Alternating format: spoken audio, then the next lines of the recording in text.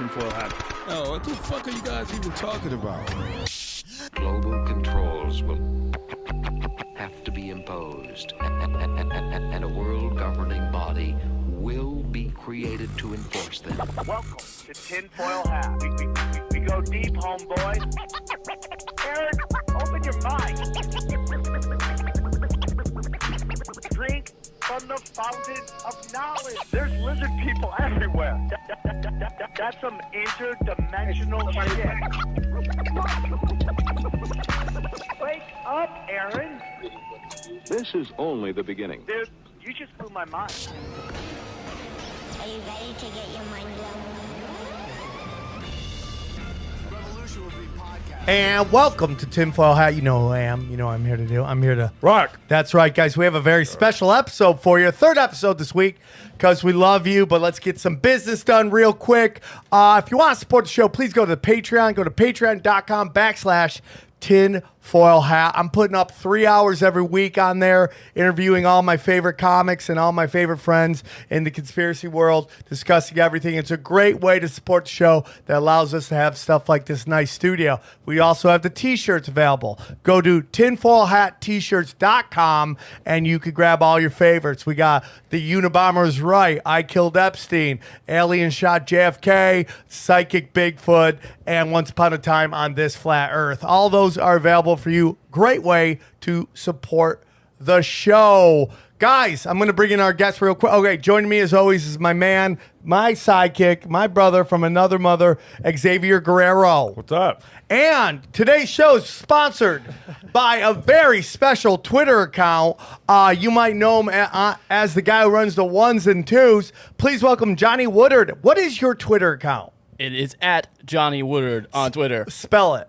At JOHNNYWOODARD.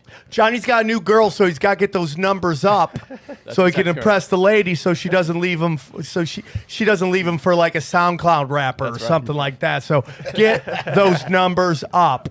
Joining me in studio is one of my best friends in the world. This man's changed my life, and I will take a bullet for him. I love him. The one and only Mr. Eddie Bravo. Thank you for having me again. Bravo, please, Bravo, you can't whisper. You whisper on the show, everybody yells at us about how they can't hear you. So, real quick, we got some dates coming up. Obviously, I had a child. We haven't been able to do a lot of dates, but we have some in town. We're working on more in LA right now. You can find us April 11th at the Rec Room in Huntington Beach. Now, there's going to be 2 shows, okay? There's going to be the live stand-up show, and then after that, we're doing a live podcast. Eddie may join us, may not. We don't know, depending on how he feels at the moment. But anonymously, what? Anonymally. Anomaly will be joining us live there, so it will be at least the 2 of us. And word on the street, the guy who sponsored the show will be doing stand-up that night. Oh. Johnny Woodard will be doing his first set in Southern Cal in a long time. Heard that. Wow. That is April 11th. And then May 1st, we are at Spokane at the Spokane Comedy Club. And then May 2nd, we're at the Tacoma Comedy Club. And then May 9th, wow, we're banging it out. We're at the Den in Chicago. Bam. Eddie, I love you. I love you too, dog. Real quick, Eddie, how did the show that you did where you just make up comedy on the spot, how'd that go? Well, the rule is you're not supposed to do any material that you've done before. Yeah. You know what I mean? So it's tricky. So you're supposed to just listen to what the crowd shouts out and just take suggestions. And how'd that go? And then it went pretty good. It went not bad, but one guy yelled out, Elon Musk. Oh, yeah. Yep. And I was like, damn, I had some material like a year ago on Elon Musk, and I thought about it for 2 seconds. By the way. Should I do that shit? Yeah, you should. Yeah. Should I? Yeah. I did it. Dude, everybody does that. They all act like they just made up something, and they really? do. Oh, yeah, dude. Oh, okay, But okay. you should try to do stuff on the spot if you can. Hey, they yelled out Elon Musk. I didn't. I'm like, could you hear Joe Rogan going, oh, conspiracies in the back? No, I didn't. That was a fun night Tuesday night. Everybody got pretty high, and everyone was having a good time. It was a magical awesome. night in the It was main awesome. room. I love and I'm glad you're there. And you are actually at the next one, which is Comedy Chaos, February 25th in the main room. Hell You yeah. are in fact booked. Very excited about our guest who's joining us. He is in LA this Sunday. He has a huge show called All Is Atom. Please welcome a legend of the game, one of the OGs, Santos Bonacci, everybody. How are you, brother? Hey guys, thank you so much. Thank you, very nice. Great to be here. I hit you up a long time ago, but I know you were super busy. So the fact that you were able to come in studio when you're in LA is such a blessing. So thank you. I know you're in town with a big event coming on. So why don't you tell our listeners and our viewers exactly what the event is? Great. Well, it's All Is Atum is the title. What I'll be talking about is what does that mean? The Egyptians had that as their main axiom. That was their motto. And most of the world did as well. The Greeks echoed it as well with the atomic theory. So everything is atomic. The problem is most people don't know what an atom is. And when you learn and know what an atom is, it is a trinity, a neutron, a proton, and an electron. You will find that trinity transfers into every other field of human knowledge. In religion, it's called the Father, the Son, and the Holy Spirit. Oh, my God. In science, it's dielectricity, magnetism, and electricity, the three field modalities of the universe. Everything is magnetic. In fact, God is magnetism. Most people will laugh at that because they see little magnets pushing each other and attracting, and they think, oh, this is a clever little powerful thing. And energy is conscious. Energy is intelligent. Nothing is not. And that's what God is. God is. It is magnetism. So people are going to see that not only, I'm not going to be theorizing. It's not theories. It's not my theories. I'm not smart enough to make theories. It's just proof. And extensive, exhaustive, comprehensive proof, simple, that nature is simple.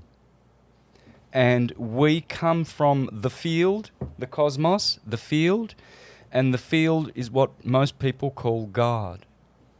Right? And the field is dielectric black light, which has its opposite and equal co-eternal white light, the yin and yang, which is magnetism. So there in the yin and yang is the secret. Basically, I'll be starting with that, the simple things of light and sound and magnetism to explain everything. What do you say to religious people that believe that Jesus was the literal son of God? God got Mary pregnant. Joseph, how pissed was he? What do you? Who's more pissed than Joseph? Who buys that story, by the way? Okay. No, but what do you say? Because there's religious people that follow like it literally, and I don't know what. For me to say I know what God is, I don't know what God is. I believe Jesus was a person who was super knowledgeable, and then later the Catholic Church or whatever made him into a superstar rock star, and that's not really what he wanted to be, and they just did it just for whatever reason. What do you say to those people who believe that Jesus was actually the Son of God and God impregnated Mary? Joseph lost his mind. Who hated God more than Joseph? Anybody? Joseph probably started the Illuminati. You know what I mean? He probably started Satanism. Yeah. Great question. Before I start, just remember one thing. Joseph is, in the Greek system, Saturn. Saturn? His son, Jesus, is Jupiter Zeus, Jesus. Thank you, Christians, for preserving the name of Zeus in Jesus. Oh, my God. And Mary, the consort of Kronos or Saturn, Rhea, is Maria. And I'll get to how you get Saturn from Joseph in a minute. So if the individual is intelligent, sorry, Eric, Eddie, you asked the question. When the individual is intelligent, I will tailor that and try to help them to see the true answer. If they're not, well, you just have to walk away or just do your best. But what I would try to do is establish the fact that if they want a literal Jesus, that's fine. You know, you go ahead. Children are taught about a literal Santa, and they're waiting at the chimney for Santa to photograph him coming down the chimney, right? Because he's real, right? And then they learn he's not. The same thing is with Jesus. It's the same archetype. Jesus is a hero archetype. It is the best model you could possibly have. It's in the scriptures. It doesn't need to be literal. It is literary. The Bible is a literary work and a masterpiece at that. It's not a literal document. It can't be. You can't have enough truth crammed into a small book like that in a literal manner. It doesn't work. It has to be literary because the myth contains more truth than billions of books. One sentence in one myth. And that's what the Bible is. It's mythological. It's cosmological. So when you do your due diligence and you do comparative studies in all religions, Bhagavad Gita, Zendavesta, Ennead, the Ennead, of course, yeah, Virgil's Ennead, all of them, all the masterpieces, you will find that it's always dealing with the same archetype. Jesus in Egypt 5,000 years earlier was Horus. In India, it's Krishna, right? Now, some people will automatically say, oh, no. The devil did that to confuse true Christians. That he made it look similar, that there's other Jesuses, and he's born on the 25th of December, and he had 12 disciples, and his mother was a virgin, just like Krishna's. They will turn around like they've been trained to and brainwashed, and they'll say, oh, yeah, but the devil did the, I think it's called the diabolical mimicry theory. That's their way of saying, hey, of explaining why it looks like there was one universal religion once, which there was. It's called the perennial philosophy or the prisca theologia, which I teach, syncretism. Amen, dude. Yep. And then something happened. Some kind of trauma or an event which caused... I would explain it as we went from golden to silver to bronze to now the Iron Age, and we've lost all of that consciousness. So we look at the scriptures and we don't understand it. Yeah, they look like Jack and Jill stories. Yeah, right. Imagine going to a primitive in the Amazon and showing this computer. You know, he'll stone you to death because you've got this witchcraft. This computer's witchcraft. How can you put people in a little box, you know? So this is what we have. We have all these beautiful ancient texts which no one understands. And what I'm going to do in All Is Atum presentation on Sunday is show people how to understand all scriptures, all fields of human knowledge, chemistry, the periodic table, all of it is simple. It's so simple and will all be understood. Where can they grab tickets before we go? Because I want to grab tickets. Where can we grab tickets? You can go to allisatum.eventbrite.com. Okay, so just Say that Google again? basically all... No. Maybe you should say that into his mic. Yeah, can you lean in? say it into the microphone? Yeah, if people are looking to grab tickets for Santos' show, they can go to allisatum.eventbrite.com. That is ATUM for All Is Atum. A-to-U. All is a tum. Yeah, all is a tom. And that's Adam, And It is. Latin for You want to go... Beautiful. Atom. And then Eventbrite. Put Eventbrite in there so that they can find it. Go Eventbrite. So do you believe that Jesus Event. was never a person? Good question, Eddie. Look, There it I is. believe he wasn't. No, He wasn't. I don't. No. I believe he was only because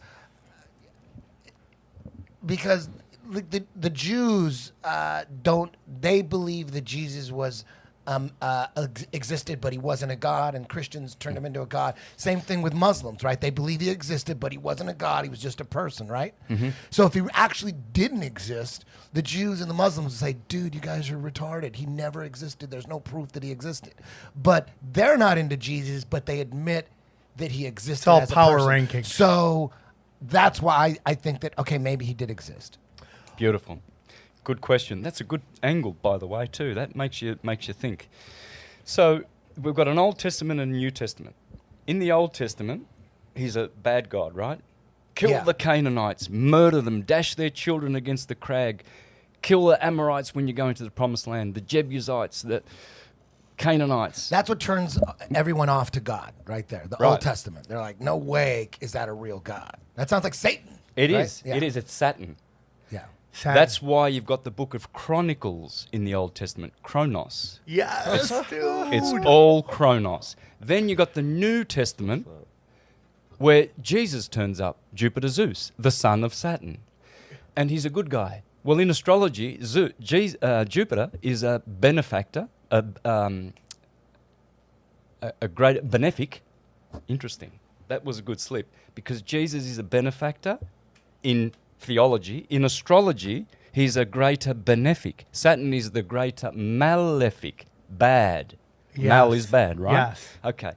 So you see the bad Old Testament of the Jews, and then you've got the Christian Greek scriptures. So you go over to the west now, you're over in Rome territory, Greece, etc. Now you've got a Zeus as their hero. You see? Jesus.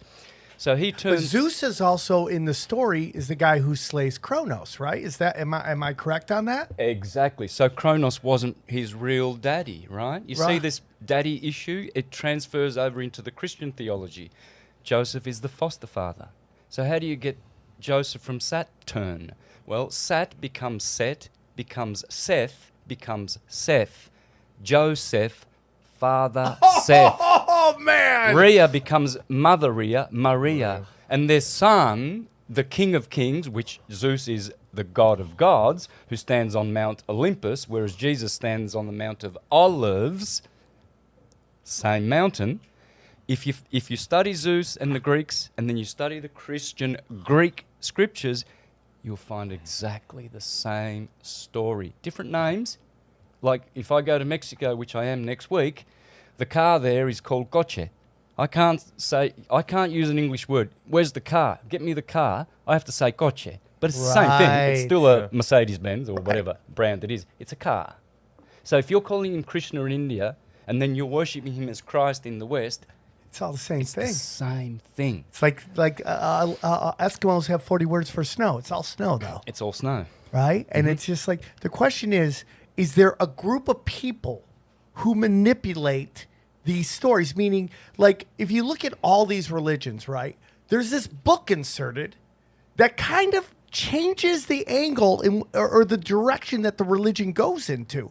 We have the Talmud, right? We have the Bible, and as great as the Bible is, it does kind of go a little different than what Christians were doing before that. And then you have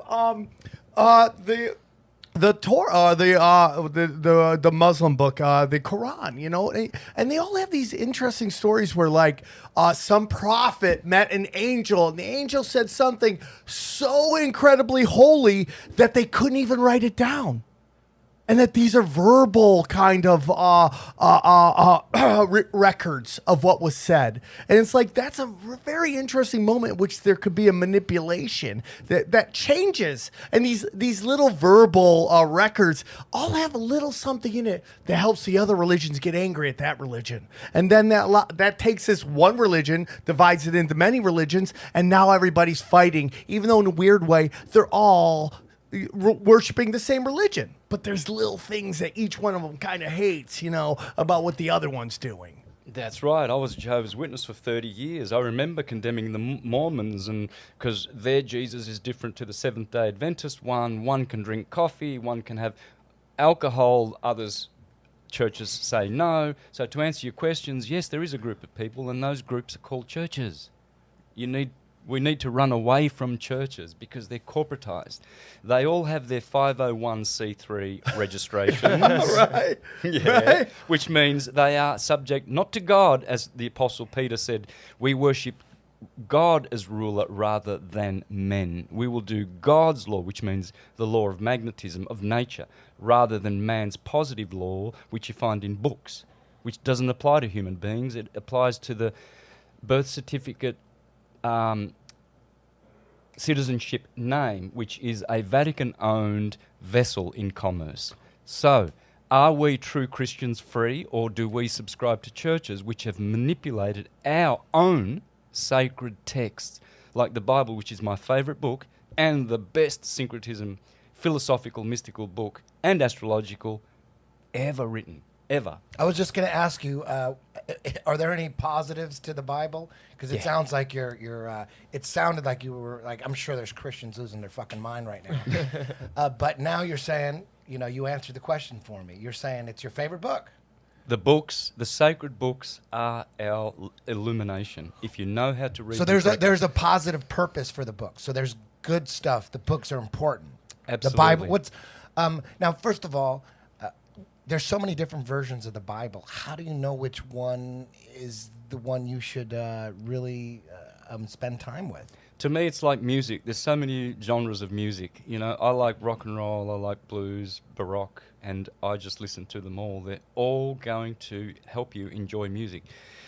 When you should have, I do comparative Bibles, so I've got about 8 different versions, so I can just check the Strong's Concordance and see the true root in Greek and Hebrew, which I know and have studied, so I can guide myself as to the true meaning and nuance of that word. Because you've got some very, very, very poorly translated scriptures, like the Jehovah's New World Translation. New World Translation. Yes. I interviewed Jordan Maxwell just Love him. 6 weeks ago. You did last week. Love Got him. that. Thank you Love very him. much. Jordan Maxwell. Yeah. Who's that again? He's an OG. He's an OG of this whole thing, dude. Can I see a picture of him?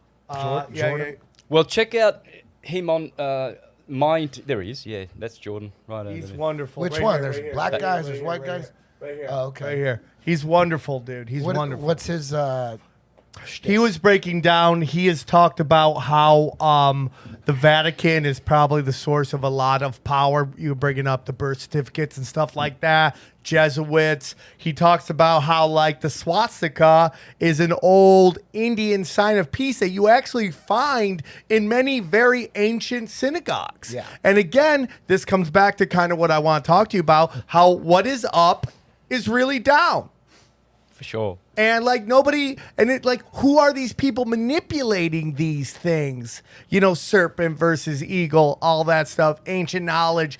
We just did a big episode on them destroying all these very sacred historical sites because they want to wipe out what our true origins are. And they want us to believe we're on this rock hurling around, blah, blah, blah. And that's all they want you to know. When in reality, whatever we're on, and I don't know what it is, this guy's opened my mind to, it could be a lot different than what we think, that we're on something special. Whatever that is, I don't know.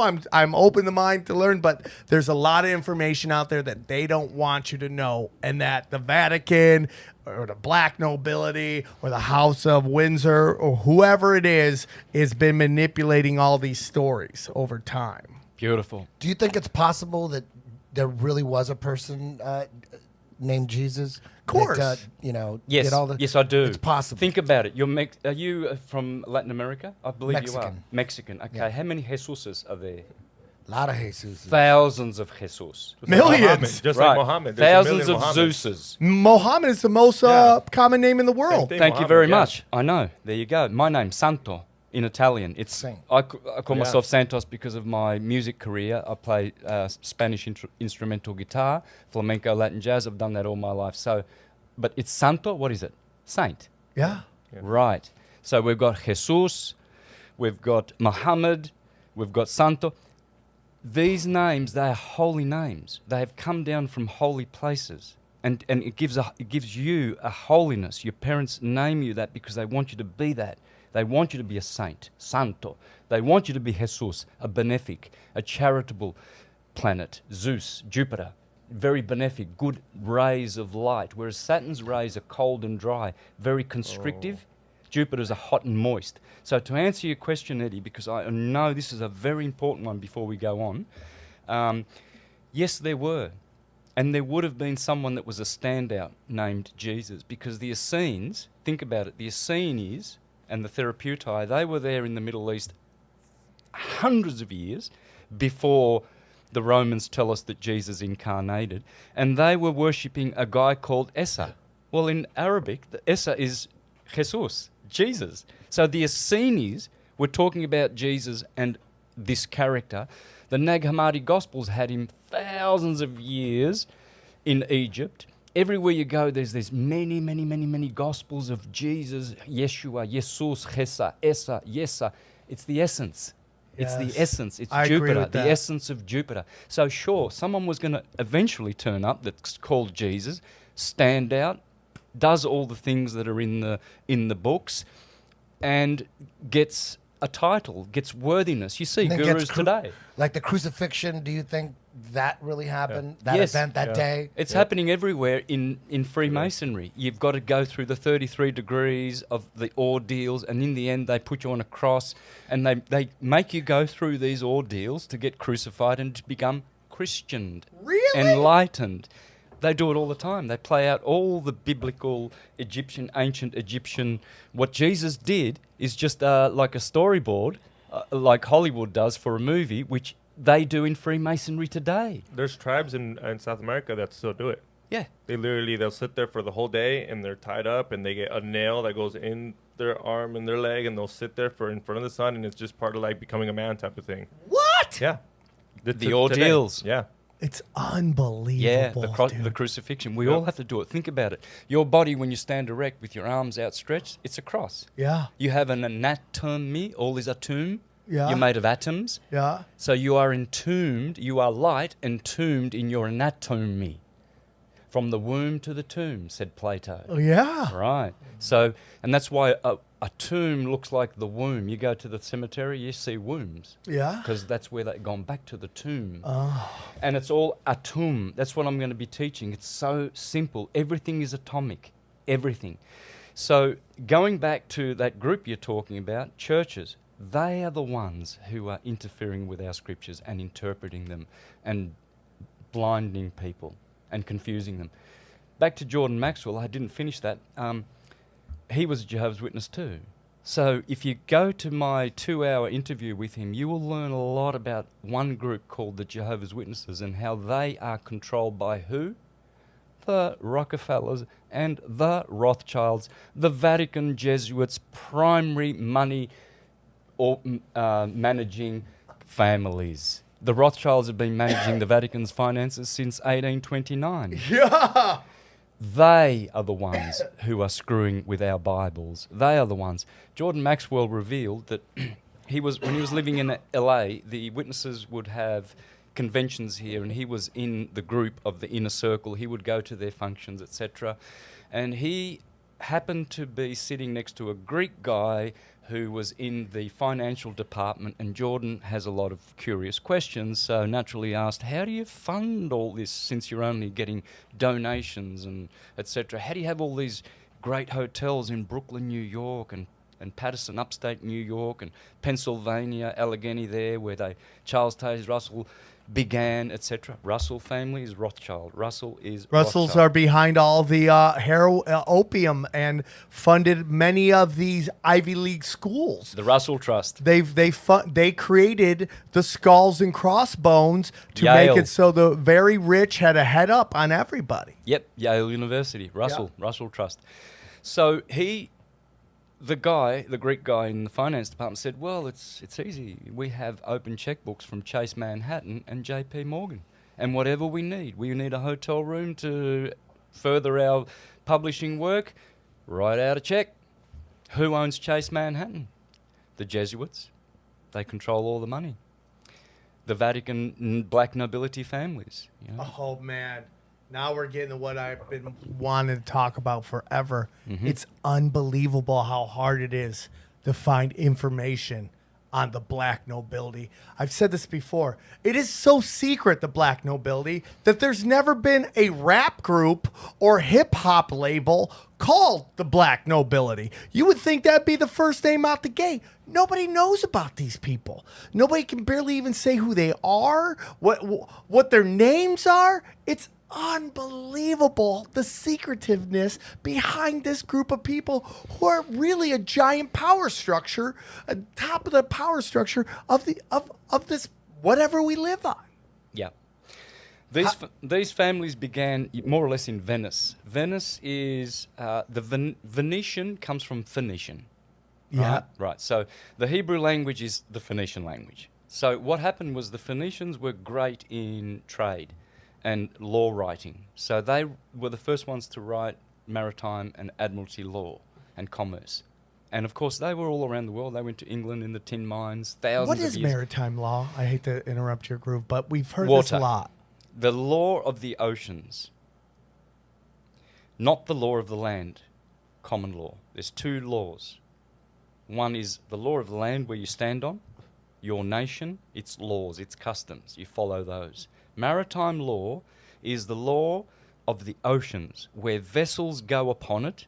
Then the law in those vessels is admiralty laws because you've got an admiral in the ship and he's floating the ship. So all the people on the ship, they are now in admiralty law, which is under admiralty law, which is from the Vatican. Because the Venetians, who put themselves on an island in water, are the owners of this system. And what they've done is they've put you on there because you've got a citizenship. They've put you on there, you. We've all got a birth certificate, right? With the all caps name. Now you have a citizenship, you are on the ship. You're doing commerce, and they are doing commerce with your name. Your birth certificate is a bond.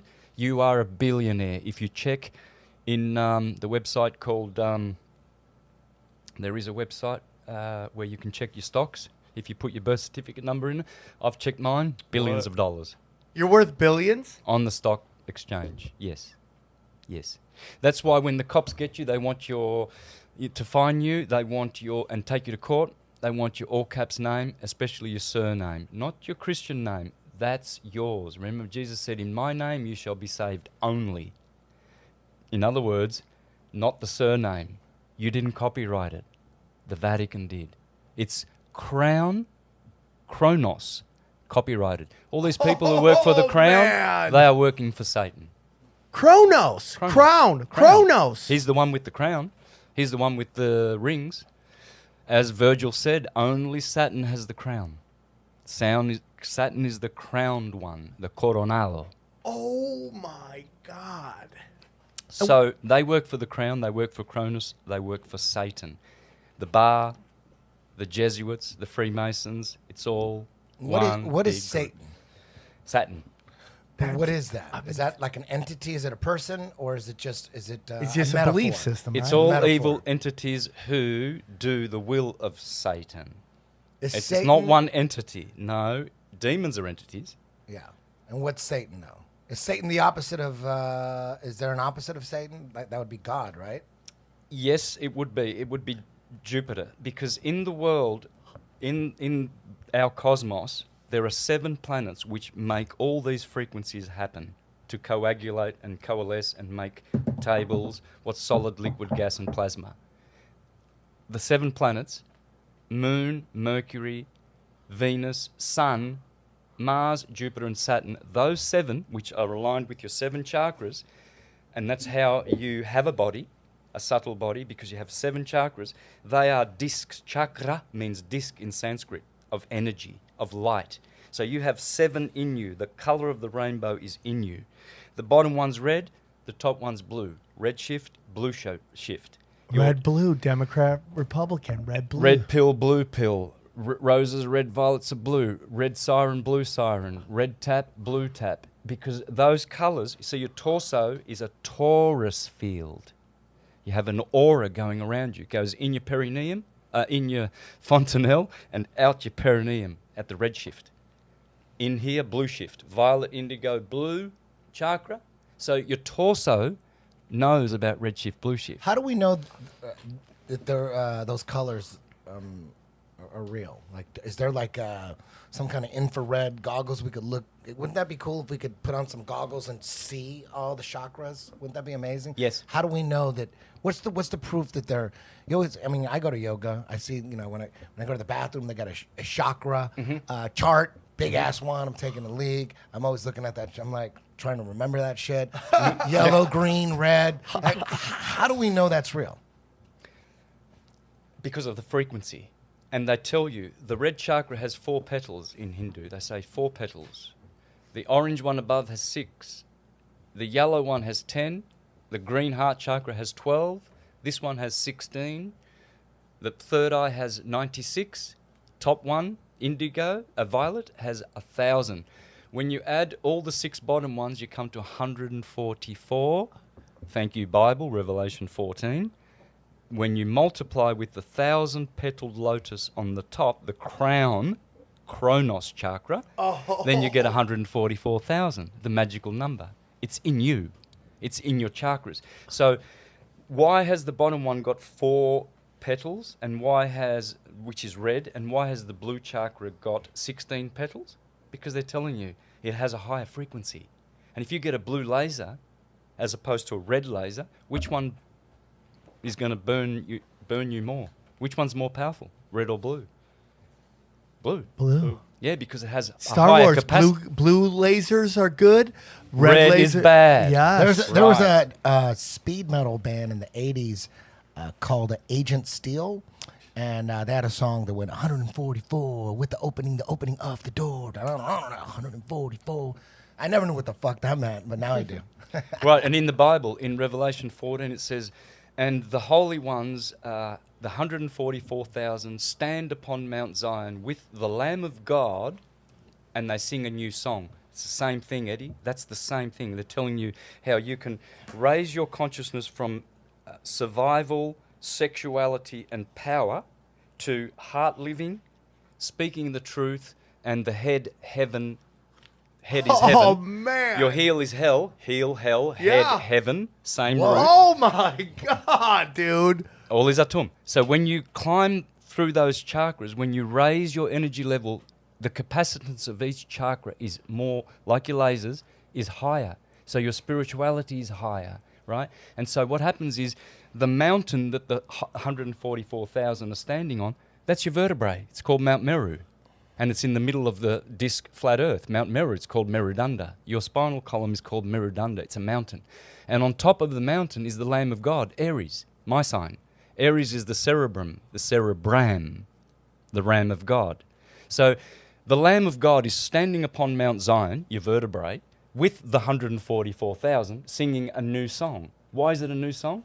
Because your consciousness is different there. You're not singing the same old song of, oh, I want money, I want a girl, I want a car, and all of what you now want is you want to ascend and you want to escape the material entrapments, disentangle yourself from reincarnating in misery, escape the matrix, and be unlimited and unconditioned, and have your full power restored, your full magic, magnetic power. We're just waiting for that to happen. Amen, dude. But we have to do the good works, moderation, no addictions. What do you think? What do you think the planets are? They're lights? Is it like it's not like dirt or like no? It's the planets aren't like Mars. Isn't like dirt. No, not at all. So they're not What are landing. they? So they're not landing Mars rovers on Mars, right? Not at all. Okay. Not at all. What are they doing? It's fake. Well, it's what they're doing is they're going to places like Greenland with very, very exotic landscape, and they're making it look like it, and then they're colouring it to look red and what have you. Wikipedia, if you go to Wikipedia, which I'm in now, and you look up under Saturn, in the first sentence it will tell you that Saturn is a gas giant. And then you go to Jupiter and it tells you that Jupiter is a gas giant. Yeah. Then you ask what the sun is, they say it's hydrogen and helium. Well, that's gas. Why is Venus or Mars or the moon where they landed, why is it an exception? You can see with your own eyes that it's a light. Ptolemy, for thousands of years before the Jesuit Copernicus turned up and made a spinning ball, was saying all of the 7 planets are entirely luminous. There it is. They are portals.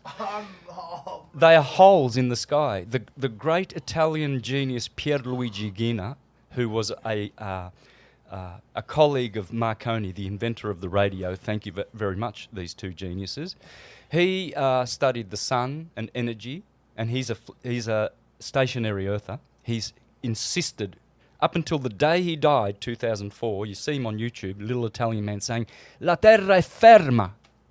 He says, me and Marconi discovered that the earth is stationary. It doesn't move. And then he takes you into his laboratory and shows you with strobe lights how you can prove quite easily that the earth does not move. Oh, here we go. Well, We're in it. he said the stars are holes in the sky. So that got me thinking. The Greeks said that the stars are like nailed onto the firmament. The Babylonians says that the stars are glued onto like an aerogel sort of floating in space chandelier type thing where all the stars and the 7 planets are going around on the ecliptic. And they said that's like a chandelier and they're pinned to it. They're holes in the sky. They are holy holes. Hallowed. That's why the word holy, you look at the word holy, you can be a hole or you can be whole. That's what holy means, to be whole, to be sane. Sano in Latin means to be whole. Insane means to be not whole. You're not whole. So someone you say, oh, he's insane, means he's not complete. So a hole in the sky, see, we come from the stars, right? Our young children, they're in us. We're all stars, all right? Young children we call youngsters. Our sisters we call spinsters.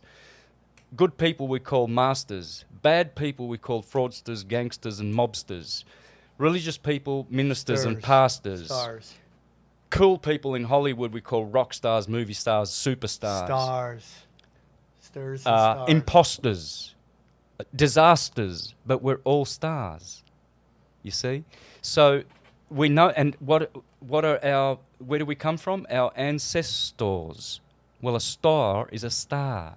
So we know we come from them, and we're stardust, and we're going back to the stars, but they are lights in the firmament, and they are actually holes, which are portals, wormholes. You see? The sun is the main wormhole. Early Christians, the true ones, the Gnostics, before the Roman BS story, they were called helionostics. Can anyone explain what that word means? Helionostic. Center. Someone who doesn't believe in the sun? No, not heliocentric. Helionostic. Gnostic means to know, like a Gnostic Christian. Gnosticism. Knows about the sky? Yeah, they knew about the sun. A helionostic, helios is the sun, right? Yeah. Early Christians were called helionostics because they knew, like the Egyptians who would wake up watching the sun and putting their palms up to the sun in the morning and sun gazing barefoot like this with their palms. Palm is an anagram for lamp, right? On, so you try putting your palms up to the sun and you will feel what's going on. You see these healers? You're telling me that we're supposed to stare at the sun? I do it every day. And what do they tell you? Don't stare at the sun. It's like, what is up is really down. Because it makes people dumb. The sun is the primary intellect of the universe. It is the primary vital source of every atom that exists. Without the sun, no atom would dance anywhere in the universe, in this solar system. So doesn't it make you blind, though? Doesn't it hurt your eyes? Hasn't made me blind. I can see you guys perfectly. How long do you stare at it? As long as I want. Any time of the day. Bang. Like the first time you tried it, you could do it? You don't No, not the first time. You have to get used to it? Make sure it's low in the sky. There's a guy on YouTube called Hira Ratan Manik. He's a Hindu guy who does that. Hero, try. And he teaches, watch the sun when it's low in the sky. Rising is best, or setting. And then the UV factors index is very low, so you won't hurt your eyes. Start with 10 seconds, and then build up 10 seconds every day. I'm on to as long as I want to. In the middle of the day, you could just look right at the sun. Easy. So you gotta work up to it. You have to work up to it. And then what are the benefits again? Consciousness. Once you make a loop with the sun, because it's a conscious being, it's Michael the archangel, it's God. The sun is God. It is our magnetic God. Magnetism is best. But doesn't science say that it's like a nuclear explosions, like it's like? Well, Walter Russell debunked that 70, 80 years ago. Walter Russell is. I'm going to be doing most of his work on Sunday. I'm going to be speaking from his mind because he knew what the atom was. He wrote a book. How did mainstream mainstream science of the sun get debunked? Explain that a little bit.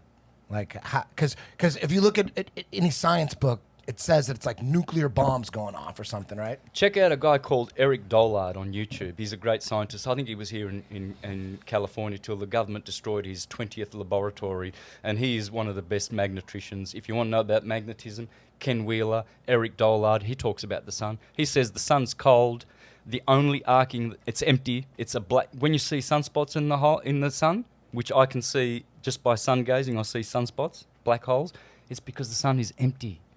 It's a portal. The moon is empty. You can see on the new moon, you can see a ring, and there's black, and you can see it's a hole. Clearly, it's a hole. You go through it.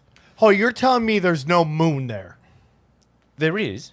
There is. It's because not it's not a solid object. Is that what is that? I mean, not solid as we know solid. It's a more attenuated transcendental material. Atoms can act differently when they're in a different dimension. It's amazing. What you are seeing there is the dance of the gods, the moon, the sun. These are gods.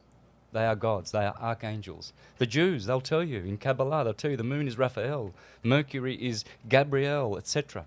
The sun is Michael.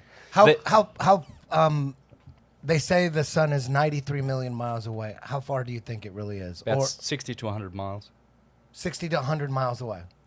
Probably not even. I might be so wrong. It's probably just more local. And It looks really close. When you look does. at it, it's like, it's right there. How is it 93 million miles away? Yeah. Where'd they get that number? What are they trying to do? What is NASA trying to do with all their space science? They're trying to make a godless world of Oh my God. everyone is insignificant except for the rich people who've got all the money. They're significant because they're on the glossy magazines. You're not. And the sun's, and we're hurtling through space, and we don't know when it's all going to blow up, and blah blah blah. And there's There's an asteroid coming. We need an asteroid tax, right? Yeah, exactly. Give us some money, we'll stop it. We've got the technology. Yeah. Right? So Yeah. they're saying there's aliens. So if there's other aliens, we're insignificant. Are there aliens? Well, it depends what you call alien. In Bhagavad Gita, they tell you that the demonic entities that have been under the earth, there are 7 more planets that are discs. What? Yeah. So dimensions. In the fifth 7 flat worlds. pretty much. Yes, 7 Like levels. a book. So Like that's where paper. that's where hollow theory and flat Earth Yes, collide. exactly. Or no, syncretize. Yeah. I've syncretized it in all my countless flat Earth videos that I've been making since 2015. I was one of the first ones that jumped on the flat Earth. And when you went to Google and put flat Earth in, guess who was #1 for 2 years in a row between 2016 and 2006? More than Eric Yours Dubé? truly. My yeah, man. me. Yeah, for sure. My man. Because I was putting out so many presentations because I'm coming from the Jewish tradition. I'm coming from the Bhagavad Gita. I'm showing how the Bible proves it with great etymological proofs. And no one else is doing that. Eric Dubé is not doing that. He's doing science straight. And all these other guys, they're just doing their, which is good. No judgment, right. but I'm the only all one good. who can show you from astrology, from the Bible, and from the East, and from all traditions, how they all syncretize and concur that the Earth is a stationary horizontal plane. I love. You have to do it like that. If you don't do it like that, you can't do it properly. You can't just have one angle. You can't just say, oh, all the scientific experiments that have been conducted prove, George Airy, James Bradley, Sunyak, Michelson Morley, they all prove that the Earth is stationary, and that's your one angle. You can't just have one angle. See, I do that and all the other angles. You have to do that. It's got to love be it, comprehensive dude. for people to then embrace the truth. So we are living. Is this a dimension, or is it solidified? Is it like what? Are we living in an energy force that has multiple layers? There's a whole thing with Anunnaki. Your thoughts on Anunnaki? Well, you know the Kabbalistic tree, right? There it is there, the 10 Sephiroth, your 10 fingers. There's Kether. Where's the camera there? They're all over. There you go. And there's Malkuth, the earth. Now, that's Kether, which is ether. That's earth, which is solid, and that's where we live, in Malkuth. Okay. Right? Then you've got all the elements. There's 5 elements, right? Ether, that's why you do thumbs up. Good on you, man. Because that's ether. Yeah. Ether, fire, plasma. Air, gas. Water, liquid. I'm going from the platonic solids to what science calls them now. And earth, solid. So is it a dimension? Yes, it is. But it's all these things. It's all of the Kabbalistic tree, from Kether to earth, which is ether to earther, same word. So if you're asking, what's the earth? Well, it's just ether in a gross, more solidified form. So however you look here and whatever you do, you are the same in your etheric body, which is wrapped around you in an aura. Okay? So, for instance, if you get your arm amputated because it's so painful and it's got, whatever, some disease, years later you can still be feeling the pain from it, right? Yeah. Why? Why is that? Because the magnetic ether is still there. Your etheric hand is still there. You can't amputate that. And the pain is in it. Because if you've got pain here in your mind and physical body, psychosomatic, physical and psychological, then it must be in the ether as well. Because everything departs from there. Where we go wrong is we've followed materialist scientists like Newton, Aristotle, and Einstein. They are materialists, not Plato, who was a transcendentalist. So I'm a Neoplatonist. But that was done on purpose, right? Exactly. We put these guys. I talk about it with the.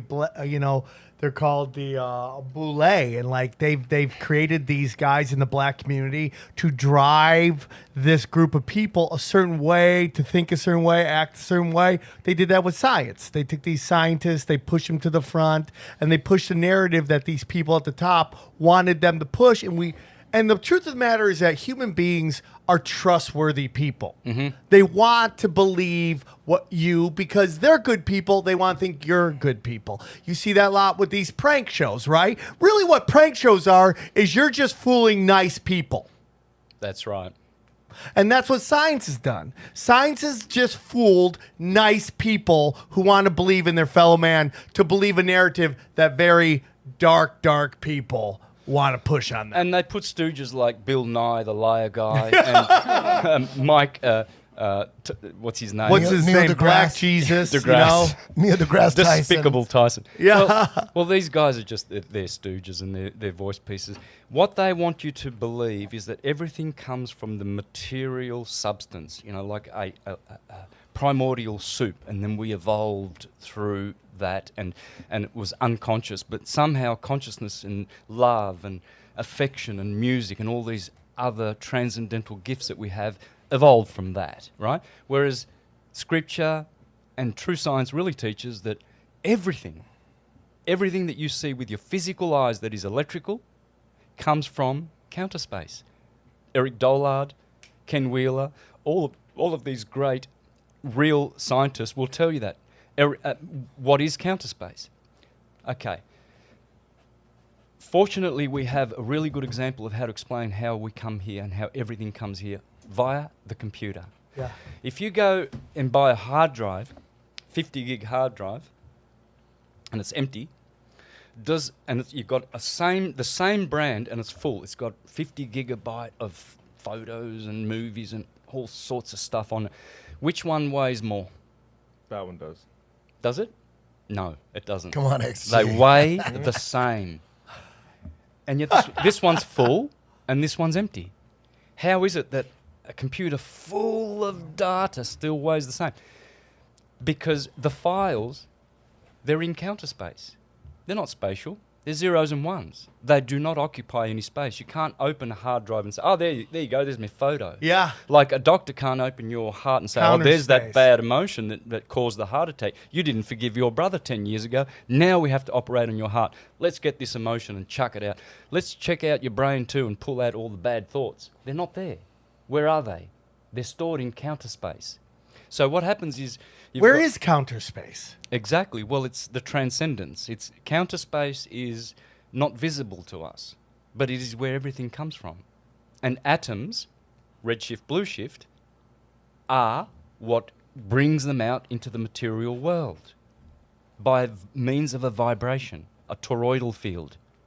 You see, a torus field, like your torso, it's redshift, blueshift. You see, there is a red and blue yin and yang, which is always a subset to the black and white yin and yang. And the red and blue yin and yang is on the Korean flag. The South Korean flag has the red and blue yin and yang.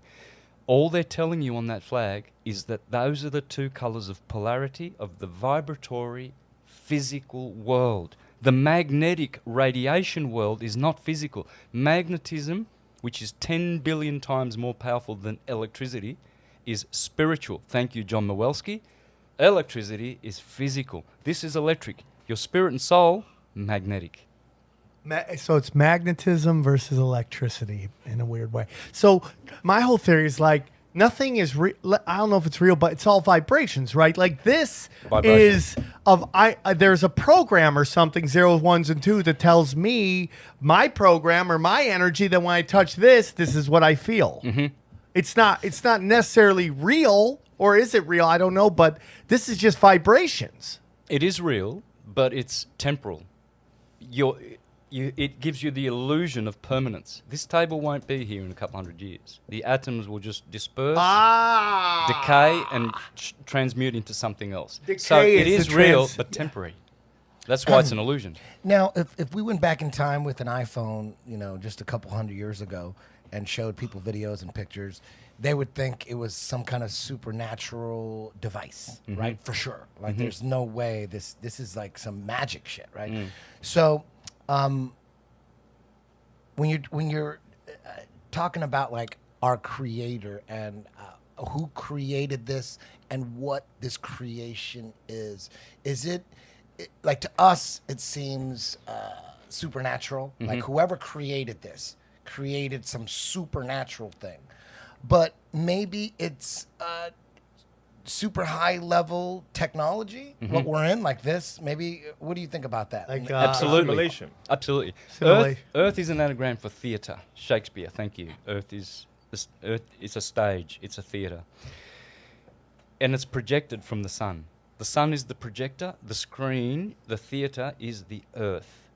So we are being projected onto this theatre by our Father who art in heaven, the Son of God. Thank you, Jordan Maxwell, as well. Son, S-O-N, and S-U-N are the same word. That's why Jesus says, no one goes to the Father except through me. You cannot go to counter space except through the wormhole, portal, gate of heaven, which is the Son and Saviour. The Son is our Saviour, Jesus Christ. And we must be saved through the Son. You can't go through any other hole in the firmament. It has to be the Son. Now, who created the sun, in your opinion? There you go. Good one. So, points, dude. Yep. All the ancient Greeks. Questions. Yeah, for sure. The sun is created. There's three suns, by the way. Like, there's three of you: spirit, soul, and body. Okay? There has to be. It can't work any other way. Otherwise, you wouldn't be animated. The spirit and the soul are different? Absolutely, they're different. What's the difference? They are one, but they are different. And as magnetism and electricity are one but different, you have to understand this. It's like fire has always got light and heat to it. But heat is different to fire. I can get heat without a fire. But fire is never separate from heat. So fire is one, heat is another, but they are one. And light, which comes from fire, is also different, but they're all one. It's a trinity. Fire is a trinity. Water the same. You get ice, you get water flowing, and you get gas. Well, there you go. Water is three states, so it's a trinity. Everything's a trinity, right? So who created the sun? Well, the Mithraics and the Zoroastrians, they taught that there are three suns. The one you see is the physical, and it makes the physical world. It's mental. Physical. Then the one behind the sun, they say the sun behind the sun, is the soul of the sun. Soul, S-O-U-L, is the same as soul, solar. Yeah. Sol Invictus, it was called. The invincible sun, Sol Invictus. It's the soul of the universe. The spirit of the universe is the highest Godhead, the monad, the highest part of the Godhead. Okay? So, like a computer, the spirit is the file, because it is spiritual. You can't touch it. You can't touch those zeros and ones. They're in counter space. They're in crystals. They're energy. They're not even forms. They're just energy. And yet, RAM in the computer delivers it to your screen. So Ram, which in Sanskrit coincidentally means soul, Rama, Sri Rama, the god of the Hebrews, Ram, means soul. That's your RAM in your computer. The theatre is the screen. That's your physical body. Right? So the computer's teaching you how everything works. Just your computer alone. Is our computers like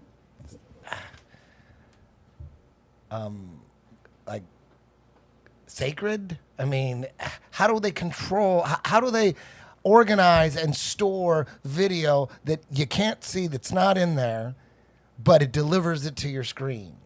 That's kind of magic, isn't it? Yeah.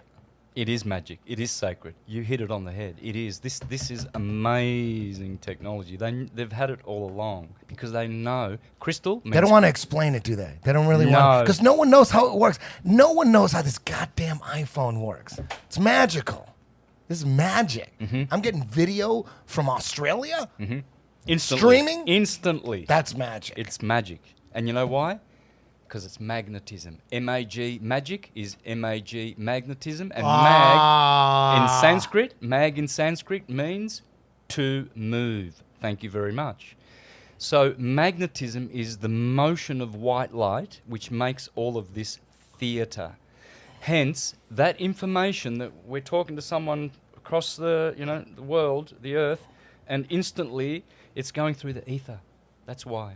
It's going through the ether. They tell you that radio waves go through the air. They tell you that some other waves go through the water and everything. What about the ether? Einstein destroyed the ether, whereas guys like Tesla, Eric Dollard now, Ken Wheeler, they're bringing back the ether. Thank you very much. When they did the interferometer experiment, Sagnac and Michelson-Morley, to see if the Earth is moving, what they did was they made this big table that turns, and they had light projecting from this angle, contrary to the supposed motion of the Earth, and then one's going in this way, which is going with the flow of the Earth.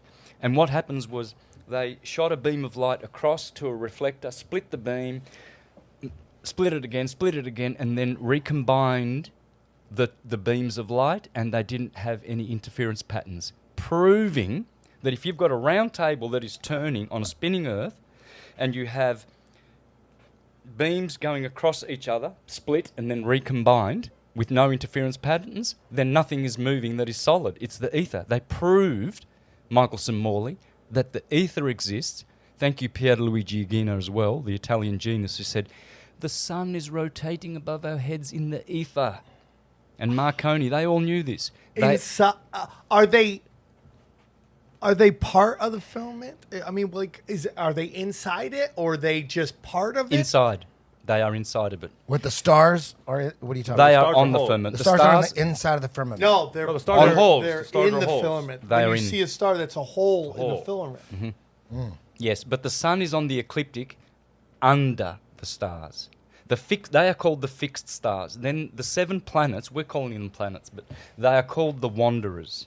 The Greeks called them the 7 wanderers, okay? Because they also look just like the stars, but they keep moving, whereas, Taurus and Aries, their positions never move, and yet Jupiter's going through them every year, and Mercury and the Sun, they're going through them on the ecliptic. Well, those 7 planets, according to the Jewish system, like the Russian dolls, like an onion, layers within layers, we on the Earth, we are one layer. Then the Moon's layer, the Moon is the first portal. She's the first wormhole. She has the first sphere above our heads.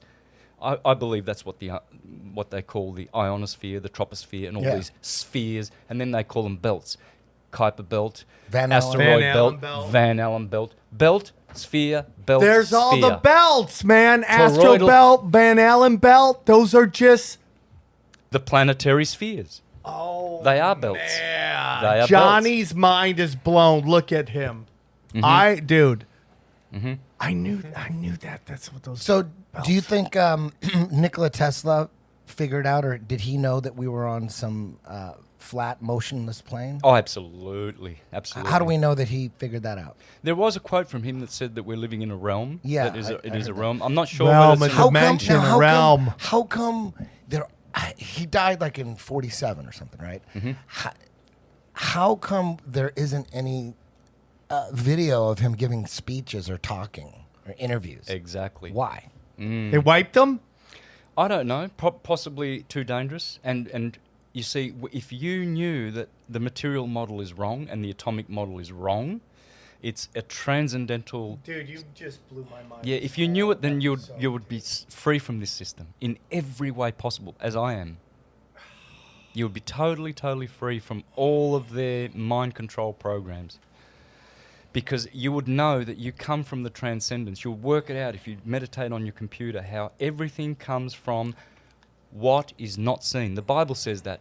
It says, We know that everything that is seen comes from what is not seen. It's reverse. Do you think there's some kind of like the creator, the person or thing or entity that made this System, sun, whatever and it is. all the stuff that you're talking about had to be created, right? By Absolutely. and so who is that guy? The creator. The creator is the dyad. The Godhead, God, is a monad at the top. Monad, monos, means one, unity. That's where we come from. We come from that Is source. he a thing? And what's the It's purpose? an intelligent And being with a what- personality. In the East, they say it's Krishna, the supreme personality of Godhead. The supreme personality of Godhead. Under him comes Vishnu, Brahma, Shiva, etc. Because why? Because monad becomes a dyad. Monad is the name? Yep. Mon. the How do you monad. spell that? Moan. Like the moon, mono, with an AD on the end of it. Moon? Monad. Like Monad. MOONAD. No, MONAD. Monad. Like monad. Under the monad comes the dyad. Under that comes the triad. Under that comes the tetrad, 4. The tetragrammaton, for instance. And where do these names come from? India?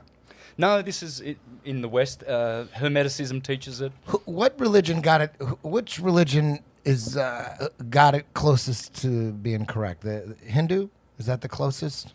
I think so. Hindu probably got it the closest. Bhagavad Gita still pristine and not tampered with, whereas the Bible has been manipulated. But you can still, it's still cool. The Bible is still understandable. If you watch my vids, you'll understand how to I'm gonna appreciate start that banging great these book. out. Great book.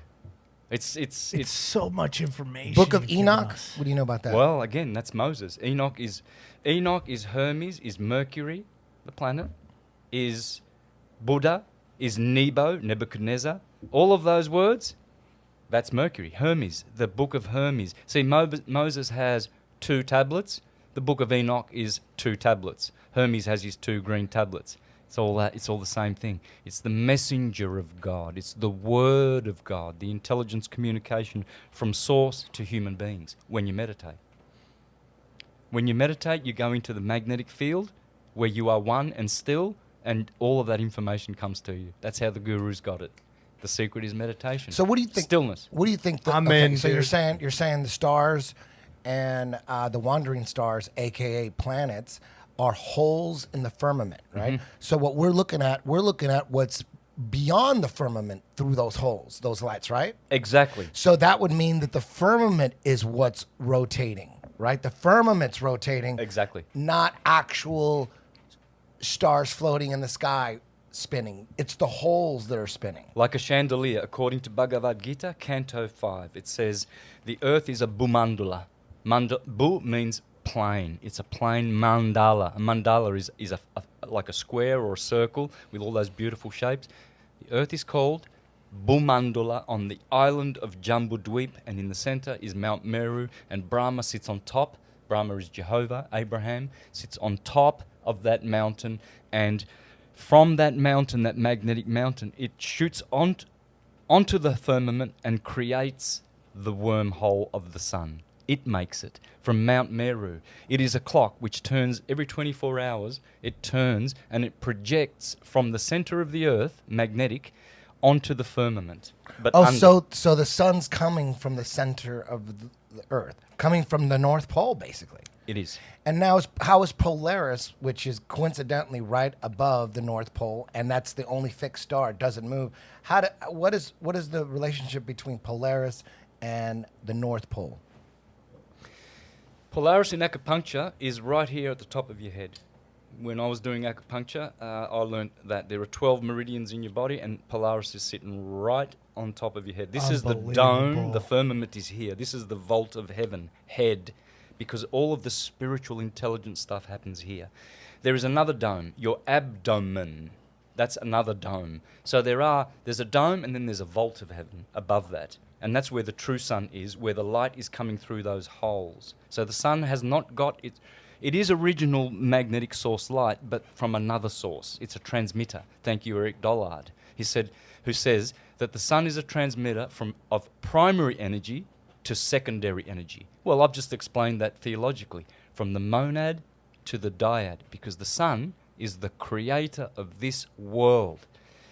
Walter Russell said that. He said, every little atom that exists and dances on this, whatever we see, comes from the sun. Everything. The sun is the creator, not the prime creator, like a carpenter. He gets bricks and wood and makes a house. He can't say he made the bricks and the wood, but he can say that he created and built the house. But he's not the creator. He created the house. He's a builder. So the builder is the sun, but the true prime creator is the original light in the dome of heaven, Monad. above the abdomen where we live. We live in the heart of the God system, because heart is an anagram for earth. Heart and earth. This is where we live. We live in the heart of God. Thank you, Neoplatonists. Yes, I've heard that. We live in this giant being, right? On a horizontal vertical plane, because your heart is radiating horizontally. When people meet you and they've got a radiating heart, it's radiating horizontally. That's what it's doing. It's radiating in every direction, but it is a plane horizontally. And then you have a vertical ecliptic going through you as well. And all the zodiac signs go through your body. Aries is the cerebrum, Taurus is the cerebellum, the motor nerves. Aries are the sensory nerves, brain. God. So that's why the Taurus is strong, right?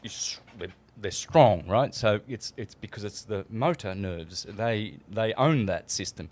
Gemini, the twins. There's your twins. Twin lungs.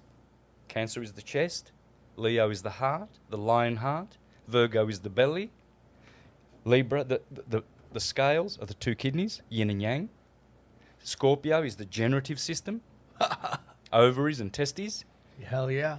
Sagittarius is the hips. Hippo means horse. Hips. There you go. Everybody's walking on their Sagittarius hippos. Capricorn's the knees. Aquarius is the shins. And the 2 feet are the 2 fish of Pisces. Your body is Adam Kadmon. It is an ideal blueprint from the transcendence, which comes out in atoms, redshift, blue shift, and manifests in this plane called the Earth, which is a theater. Unbelievable. Mm-hmm.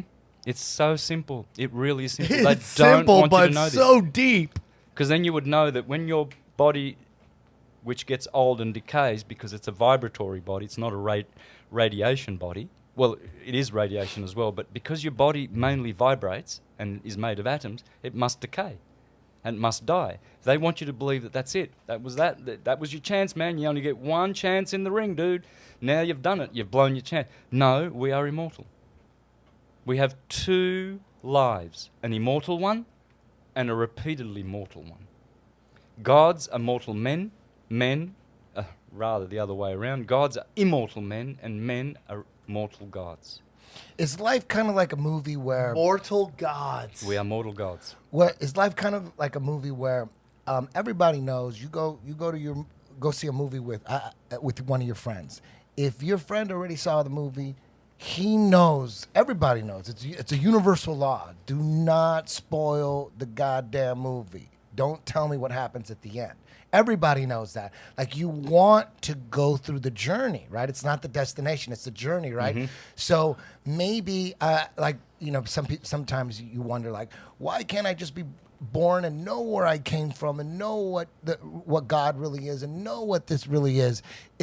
Do we first of all, do we choose to be born? And do we choose to be born not knowing anything? Because that's what life's about, is trying to figure it out. Like, if we were born knowing everything, would that be bad for this life? It could be. Because when you come in, you sign a contract. Not physics. You think we choose to be born? Like, we're in this other dimension or whatever it is, and we tell whoever's in charge, like, hey, it's time, I want to go back down and do it again. Yes. You believe that? There's 2 ways. Okay. According to the Hermetica, there are 2 ways of getting down here. You are forced to help others and to learn lessons, or you chose to because you see the plight of man. What is the purpose of learning lessons and becoming enlightened? What is the purpose of life? Because it helps in the heaven world. Like you can't hang out up there unless you learn some lessons, and then you're ready to live in this eternal heaven. Like, what's the why? Experience makes one greater and better. Why is that better in heaven, to be greater and better? Aren't you just, everyone's just great in heaven? Sure, it's like you're sitting in your mansion and you've got a beautiful swimming pool and you're swimming in and you love it. It's great. It's a great modality and a way to enjoy yourself. But don't you enjoy yourself more when you've got your best friends over and you're having a party? And it's like, whoa, I can share it. Yeah. I'm sharing it. It's better So when I'm sharing. even in whatever heaven is, there's levels of There's VIP happiness? rooms. Yes, there super is. There are. Yeah. In Krishna's realm, which is called Vrindavan, there is pure bliss. In Vishnu's world, which is called Vaikuntha, you have a different system, but it's still bliss. Then you've got the Brahmajyoti in Brahma's realm. You've got Shiva's realm. You've got many realms. Here we are in a place which is very, very The unique. basement. Pretty much, but it's a good one. With a because big screen. So this Yeah. is kind of like Dante's Inferno, It is. It is. but the Thank you opposite very for good much. shit. It's a Boom, divine comedy. XG. Twice this week. Beautiful. We've got paradise, purgatory, and hell here contemporaneously. That's what's going on. So this and you is can hell? choose. Yeah. It is, but it's also Because paradise. in school they Is there, teach you Dante's is there really Inferno. a hell? A lake of fire Yeah, where you it's- burn and all that forever? Literally, hell is a condition first. Secondly, it's a location. That comes with the condition. So, as I was saying before, in Bhagavad Gita Canto 5, it says that all of those 7 planets under the Earth, where the aliens are coming from through Antarctica or through the North Pole, and selling us all this technology to enslave us, they are actually in demonic planes. Those are called Atala, Putala. The bottom one's called Putala. Now, in Spanish, hijo de puta. Yeah, Yeah? means a slut. Right, Whore. puta. Puta. All right, so That could be good sometimes, but go ahead. exactly, love it. So, Putala. Don't talk shit on putas. Shout out them putas. Let's give him a break. Every now and then you need one. So that's what they say. They are called the heavenly subterranean planets, but they are also hellish. Because what happens there is people choose to go there. Like the black nobility families, your Bushes, your Rothschilds, they know they're going there and they don't care because there's more pleasure there than on earth. But where pleasure is always the Pain. flip side of the coin, pain. So here we're blessed enough to experience pleasure, but we will always have the opposite side, pain as well. It's pleasure, pain. But it's less intense, the pleasure and the pain, than down there. Down there, they have much more intense pleasure and material riches, but they also have intense pain and anguish. And they've taken over this plane, the earth plane, the middle plane. It's like the bottom chakras have taken over the heart chakra. And think about it. This is the earth, which is the heart. It's green. Well, the earth's green. When you look up to the firmament, what colour is it? Blue. That's why when you look up from green, what's that colour? Red. Blue. Now, blue's down the bottom. Okay. Red bottom. So when you look down from the earth down to the Putala regions, what are you seeing? Red. Yellow, orange, and red. Red shift is hell. It's always down on a torso system. Red is always down the bottom. It's the long wave. It has low capacitance. A long wave has low capacitance. Short wave, blue, has a lot of capacitance. It's different in the spatial world. If you've got a big suitcase, you carry a lot of stuff in the airport. If Right. you've got a small suitcase, you can only carry your toothbrush and a few things. Light is different. This violet light here is the most high capacitance light. Red is the lowest capacitance. Red's not good? It's fear-based. It's So material. when someone says you're getting red pilled, is that not good? Well, it's not supposed to be. The blue pill is softer, isn't it? They're going to look after you with the blue pill. They're going to treat you nice. The red pill is harsh. You know everything. You don't, and they don't. It's not good to know everything. Yeah, you Or you- take that or- red pill. You live on a spaceship like the Matrix, and Mm-hmm. you eat slop and mush. Or take the blue pill. You get the steak. You get the Who is the black nobility? You mentioned them. They are these demons that have come and kind of taken over this plane, and they're controlling everything. Who, where? Like I believe that you know, the story of Jesus, whether he existed or not. We hear the story. Jesus walks into the market, sees the bankers are selling interest, knocks it over, says, hey, you can't do that. These bankers get the Romans to kill Jesus. They blame the Jews. And I think that's the story of today. Everyone's blaming the Jews for everything when it's really the bankers and the Romans that are doing everything. It's the exact same thing. I try to tell people, I'm like, dude, it's not Jews. We're playing the same.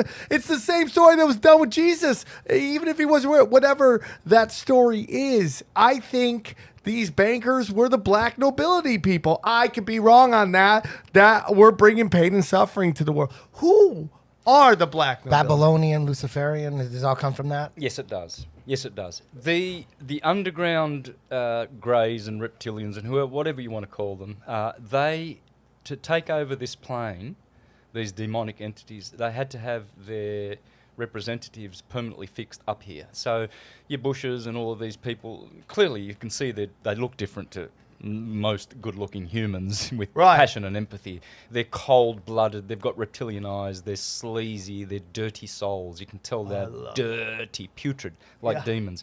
They are the children. That's why they're the blue bloods. We're the red bloods. Red blood, blue blood. So they work with them. They have all the technology. They've hoarded it. They're controlling it, etc. The black nobility started what's called I fondi, the funds. In other words, they started like trust funds in Venice. That's where all the birth certificates are held. It has to be held on water. It can't be held on the land because law of the land trumps law of the water. All right? So what they did was they created Venice from Rome. They went to Venice, the black nobility, and they started... The black nobility doesn't mean that they... A lot of people think it's because the Phoenicians were black people. They were. The Canaanites were dark. It's not because of their skin color or anything like that. It's because of their black deeds. Because they operate on a very, very satanic system, which is the left-hand path, not the right-hand path. This is the path we're on. Truth, love, compassion for your fellow man, What's the charity. That's the right side? That's the right side. Purity. This is the way you ascend back to heaven on Jacob's ladder.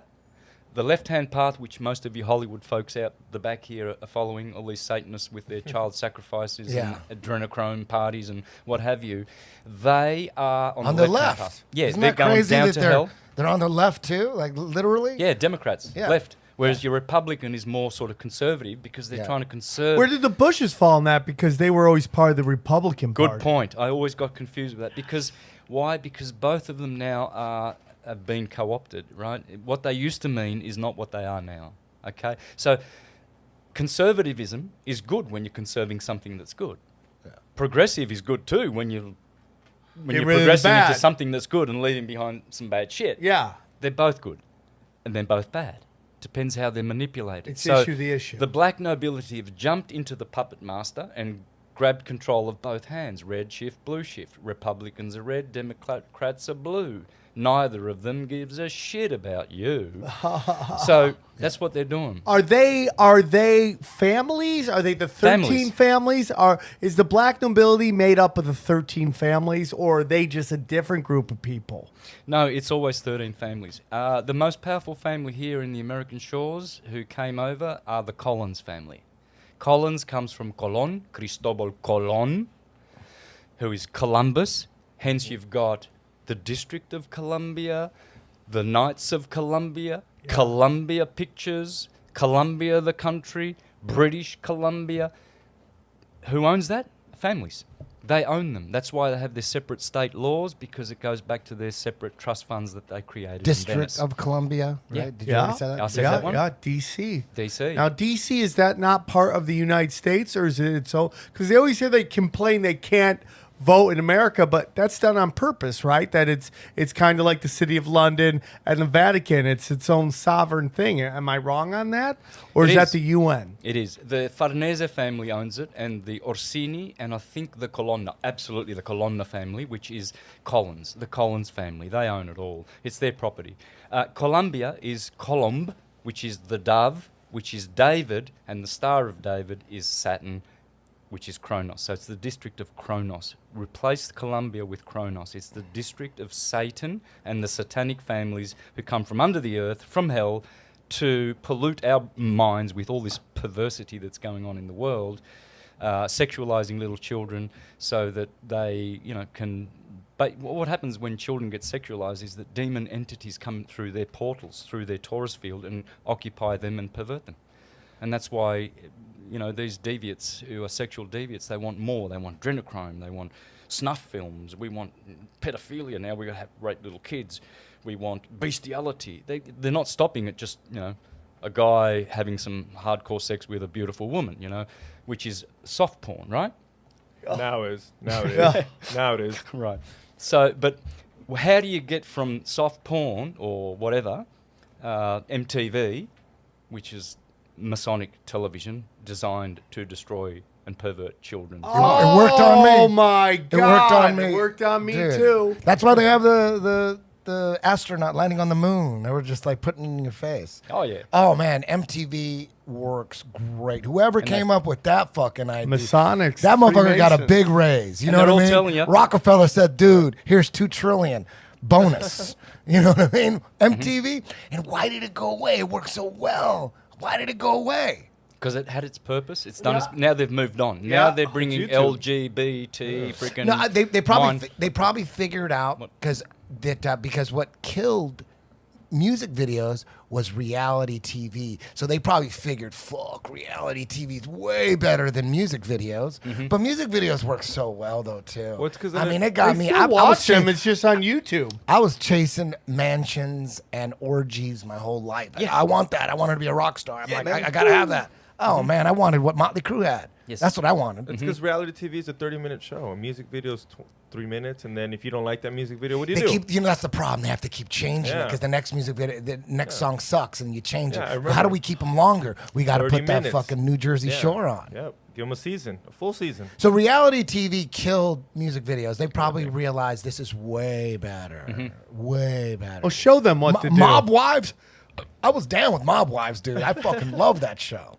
It was just nonsense. So the black nobility are the 13 original families created by the whole story is Anunnakis to them. control us. Yep. And who are the Anunnakis? Were gods that came down, created us to, The mind gold is what they say. or not the mind gold, or to. That shit's not true. Think about this. I was so balls deep in the whole Anunnaki story and the 10th planet that I called my jujitsu system 10th planet. I was balls deep in that. And then every now and then I'd read a debunker and he would say, look at Zachariah Sitchin. Look at it where his office is at. It's in the Rockefeller building. He's a Rockefeller guy. There. And I'm like, shut the fuck up with that. You know what I mean? But then now when you look back at it, you're like, damn, that was just another Neil deGrasse Tyson, but a different department. So we'll take that. So these demons on these lower planes created these 13 families to represent them on this plane. Inseminated them, basically. That's why they say that they can't marry commoners and they have to keep their bloodlines pure. They inseminated them. Yeah, they got humans and just struck a deal with them, I guess. Is life on that plane anything we would recognize as life? I mean, does it look like life on this planet? Down below? Yeah, exactly. Yeah, pretty much. They've got mansions and, lakes. It's like Vegas, Yeah. super Vegas. Pretty much. But they don't look like, they're not as, good looking as we are. We're empathetic. We've got pure, beautiful beauty in our hearts. We are empathetic. We look after our brothers. They kill their brothers, and they're allowed to do that down there. Different laws. They can murder and plunder, and it doesn't matter. How do you get there physically? Do you North Pole? Bad deeds. Oh yeah. Oh sorry. Physically. Yeah, physically. Yeah. So there's a physical way. Are they trying to keep us from the North Pole? Yeah. For that very reason, because It's guarded, right? what you work. So on. you see these shows on Discovery and all that. We're here. We're at the North Pole. We made it. Oh my God, we made it. Then a helicopter picks them up, and they're all jumping up and down. That's just all for show, right? Oh, that's total baloney. Absolutely. No one's going to the North Pole. No, the North Pole is it's set below the surface of the Earth. It's a little bit lower, and it's a very tropical, warm place. It's like the Bermuda Triangle. You know how people say that planes go missing Yeah. and stuff there? Something like that. I think it's connected to that as well. Yeah, I think so for sure. Okay. So 100%. do you think like like the high level Rockefellers, like the ones that are like 102, do you think every now and then they take jets to the North Pole? Yeah, And, well- like the elite are hanging out Dude, in the North They go straight under the Epstein's ground. plane flew there. Does Greenland have something to do with the elite and the North Pole? Is that like, why would, the people running this plane, like, why wouldn't they have giant, territories where, like Greenland, where no one really goes to? It's all this land. How are they going to let that go to waste? Of course, they probably have like huge cities there where the elite can retire to. Maybe they think, after a while when someone, gets caught doing enough shit, they probably tell them, listen, we got to fake your death and you got to go to Greenland. Well, the and live there." Nazis. Right? Is that what's going on? Yes, Yeah. it is. That's Hold on. That's that island where Marilyn Monroe and all the famous people are supposedly there hiding out, Epstein's right? probably in Greenland. Yeah, Oh, that's right. dude, his plane flew to Antarctica right after his death. There you go. What do you think's going on in Antarctica? I'd love to know, but there was a Tasmanian colleague of Admiral Byrd who was called Sir Captain George Hubert Wilkins, who logged in his logbook that he went past Antarctica 5,000 miles and found lands everywhere. Admiral Lands- Byrd said that too. He yes. said that on that one TV show in the 50s. Do you think, like, he was on that show, he's on TV, that TV station and show had to be controlled by, the Rockefellers. Like, why would they let him say that? Did they want him to say that for another reason? Like, was there another reason? Yeah, we had him say that because we wanted, like, why was he allowed to talk? Or did he do that, without permission, and then did they kill him? Like, what do you think? Like, he got on a TV show and started talking about land way past The wall. Yeah, where there was no ice and it was tropical and there was all these minerals and oil and coal and all this shit. Did they want him to say that for some weird reason, or did he fuck up by saying that? What do you think? Good question. I don't really know. I've pondered that many times. What I do see, though, is a very Freemasonic setup that it was. Just like the astronauts when they came back, and they had their first... Interview and nobody could get their stories right. Dude, and they were depressed. and they're looking at each other going, I hope this guy says something like, I don't want to put... Yeah, those guys look depressed. Unbelievable. That was Freemasonic. So clearly. I hate going back to because the black nobility is so. Okay, so hold on. Let me Okay. connect Freemasonry and all that satanic stuff with the black nobility. Like, how does that connect? What is the timeline? How does that connect? So Jesuits. I need to put some money in my Oh meter. shit. Here. Can we pause? Is it possible to pause, Johnny? I gotta take a piss too. Let's pause. Let's all pause. Beautiful. And hold the thought. Let me just say this. So, the black nobility, which I believe is the power structure, black pope, power structure, okay? Jesuits. How does that all connect into Freemasonry? Are they just we have the Jesuits. They're just, bodyguards, but I mean, we got the Jesuits. Knights of the Templar. There's something with that, right? The Templar is huge, right? Templar is massive. Yep. So it all started in Venice. There was a war between Venice and Genova, the Genovese. Now this is before about 800 Babylonia. years ago. No, let's go back 800 years. Okay. 800 years ago, they started the Fondi. There was the Doge in Venice, and the families. I think there were 24 families that were allowed to rule that circle of. That's where they started doing this. They started ruling commerce from Venice, and the Genovese also.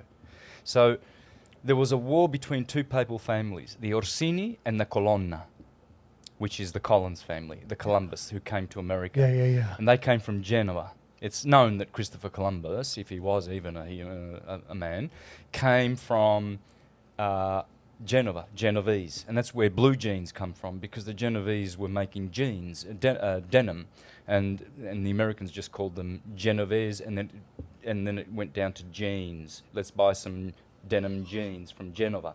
So they were trading, and there was like a war. And the Colonna family and the Orsini family were killing each other in Rome and trying to have papal power. Eventually, one pope turned up and made a papal bull and a decree that they should intermarry and make friends with each other. Ah. So the Vatican already existed at this point. Oh, yeah. Okay. Yep. What year did the Vatican get built? Do you know? I think it was in the 1500s, the modern day building, structure of St. Peter's. Okay. But the whole concept is the Senate of Rome is now the Cardinals of Rome. Bam! Bang. And they didn't they assassinate Caesar? Were they the ones who were behind the assassination? Because he was a popular hero, JC, the ruler of our calendar, which we call Anno Domini, and most Christians think it's the other JC, Jesus Christ calendar. It's not. It's Julio calendar. It's the JC calendar, and Anno Domini, the Lord Domini was his son Augustus. He was the Lord. He was the Son of God, because they proclaimed him a god because he was so good to the popular people, the populace. He was a popular hero. And that's why they took him out. Think about it. Francesco Carotta, an Italian writer, you can see him on YouTube, he's discovered that Jesus is Julius Caesar. And he says, Brutus betrayed Julius, Judas betrayed Jesus. Wow. Both died on the Ides of March. Both crossed the river. One the Rubicon, one the Jordan. Both were famous for having to do with the town called Capernaum. Capernaum. Both were popular heroes. The list goes on and on and on. And we still have the Anno Domini, the AD calendar. Well, who is this Lord? Well, it's JC. Take your pick. Julius Caesar, in one capacity, is Jesus Christ. That's what they do. Yeah, that's what they do. And so what happened in the 1200s, around about the time of the Awakening and the Renaissance, was they started these funds, these trust funds.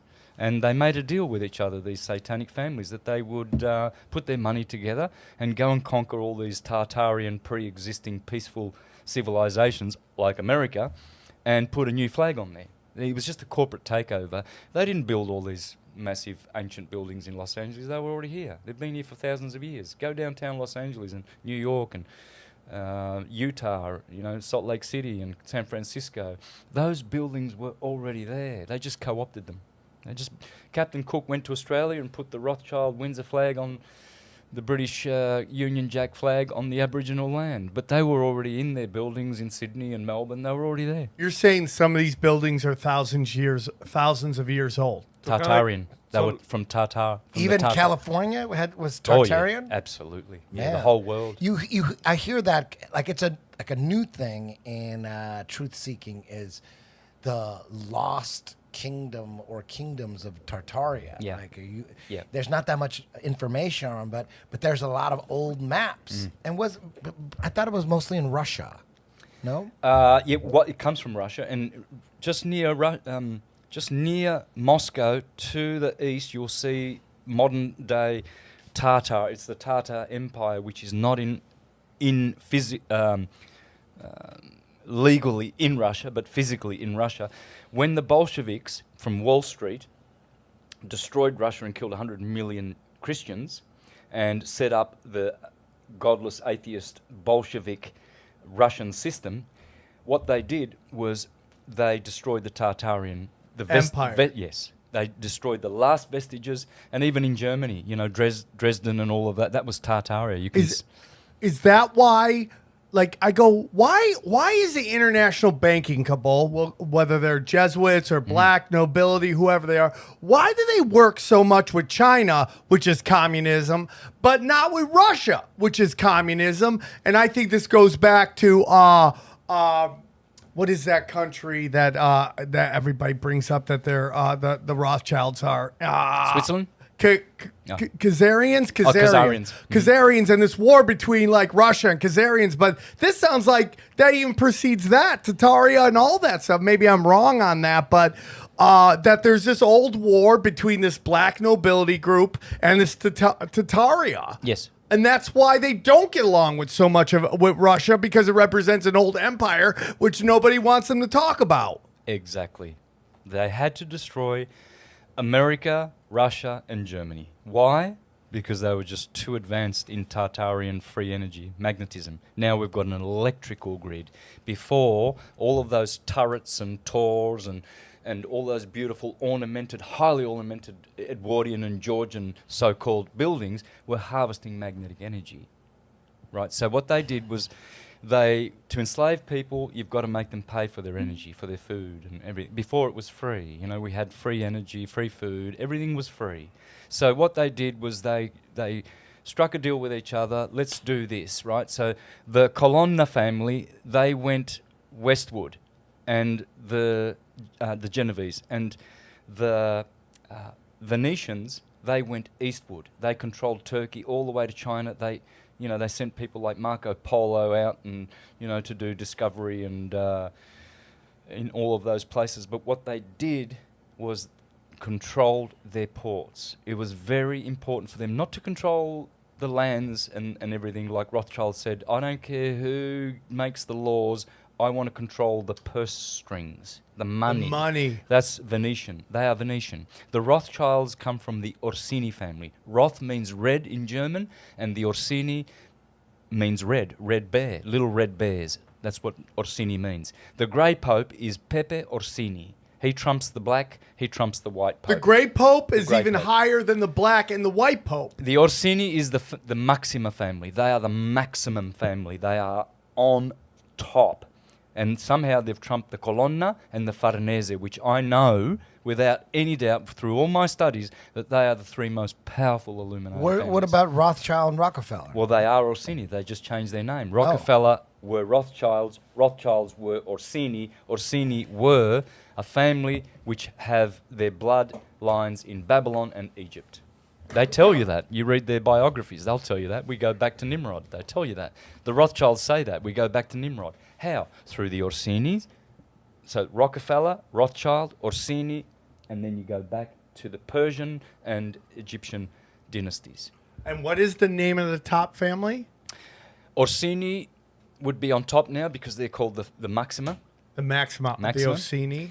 Then I would say under them would have to be the Collins, the Colonna, the Columbus families, or Enterprise. I think it's an enterprise. I don't think they're even really families. They're just it's the funds. It's the Venetian funds that they created. It's where all the money power is. And then the Farnese. Some people say the Farneses are the most powerful that have researched because they actually created the Tuscan Empire. They created the 12 founding cities of the Etruscan Empire, which the Romans supposedly destroyed. But the theory is that they went down to Rome and created that as well. Now, why do there's a lot of people out there that think the Jews own the media, the Jews run the world. Look at everybody's last name; it's a Jewish last name. Is that just to distract? Make a boogeyman? Yeah, is that what that is? Pretty much. Even though the Jewish Sanhedrin is struck a deal with the Jesuits, I believe. So the Jesuits represent. They are the military arm of the Vatican, which is Catholic, and Catholic means universal. Hence, they're trying to claim that they are the universal Christendom base. So the Judaic base, which is the other monotheistic aberration, monstrosity, they are the Jewish Sanhedrin. They are like the cardinals of the Jews, and they are dark people. And I'm sure they're in cahoots with the Jesuits, who run everything. Top are the Jesuits. Everybody else comes under their command. They are the military. And who's the top again? One more time of the Jesuits? Orsini. The Orsini. The Pentagon is owned by the Farnese family, though. Oh my God! Somebody owns the Pentagon. Well, if you look at the mansion of the Farneses in Rome, it is a pentagon shape, and they wanted that shape for the Pentagon. So, which is a pentagram. Yes. Right? Which is satanic. It's a pentagon. A pentagram has spikes. The Pentagon has the spikes. But you could fit off. a pentagram inside the Pentagon. That's right. Yeah. Exactly. Good one. Yeah. And that's from the Farneses. The Colonna family, they own stuff like California, New York, the stock exchange. But the military, the Farnese really run. The Jesuits are the military. They run the U.S. military. Australia, where I come. CIA, Nazis. All of it. Catholics in action. CIA. Catholics Israel. Israel founded by basically Khazarian Rothschilds. The Mossad, MI6. They're all ran by the Jesuits. Absolutely. And Have then to all be. the crime families They- are all Catholic based. They're ran by the Jesuits. So they're playing both sides of this ball. Absolutely, they do. They're masters at it. They have to. Otherwise, they get caught out. They have to run both sides. They're co-opting everything. You see these grassroots movements like Greenpeace, they start up, next thing you know, you see the corruption coming in. Does the black nobility run the Jesuits? Yes, yes. Some other families would be, when you look at the Vatican facade, you'll see the names of the families. Just pay attention. You'll see the family, the Borghese family, that's a big one. Every time you see the Pope photographed, look around in the room. Look around at the plain-clothed people. You will see Borgheses, Borgia family. The Borgias are the conquistadors that run all of South America. I would say the Borgias and the Farneses are more South America, where the Jesuits really run amok. Really. They struggle here. They killed Lincoln. Yeah. And he identified them. He says, those evil Jesuits, they will get me one day. They murdered all the rest. JFK, probably? Of course, yeah. You think because JFK was a good guy, for real? Or was he just... I like to think he was. I hope so. I mean, Yeah. he did get his head blown off. That's a good sign. Well, those are also, like, 9/11 was just like the JFK assassination. That was like a show for everybody to know. You can't hide. Wherever you are and whoever you are, if we want you, we'll get you. They, as Abraham Lincoln said, and I think the other ones that were assassinated. Who else have you got? You've got Garfield. Was he assassinated? Martin Luther King Jr. Yeah. Well, anyway, the presidents. Yeah. It always turns out that they die on July the 4th and stuff like. They always said, watch out for the Jesuits and their poison. They're poisonous. They're daggers. And all of their devices, they are masters in poisoning the cup, you know, and they poison these guys, these presidents. I think there's been about 10 that were assassinated that looked like, because they ended up in hospital and they died in hospital, but they were poisoned. And if you read their biographies, they will say, oh, I was poisoned. Check it out. Check all the presidents that were poisoned, because they had to rein this country in. There's too freedom-loving. You look at the American spirit still now. They're keeping their guns good on them. They're keeping their American... The real spirit of America is still here. I see it, because I come from Australia and I can see it clearly. I'm into conspiracies and truth and research, and I can see this is the best place in the world to be right now. Really? Here is where we're going to win. They won't beat the Americans. They will not.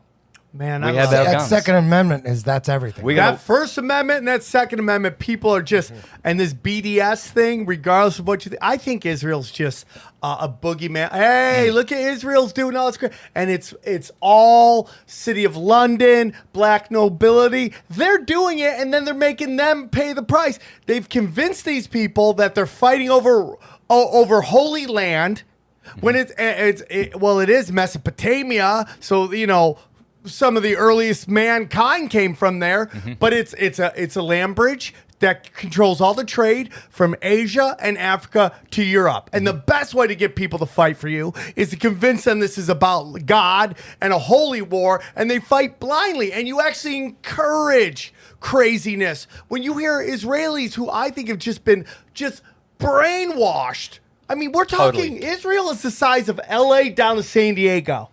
This little plot of land on this giant whatever we live on has caused so much chaos to everybody.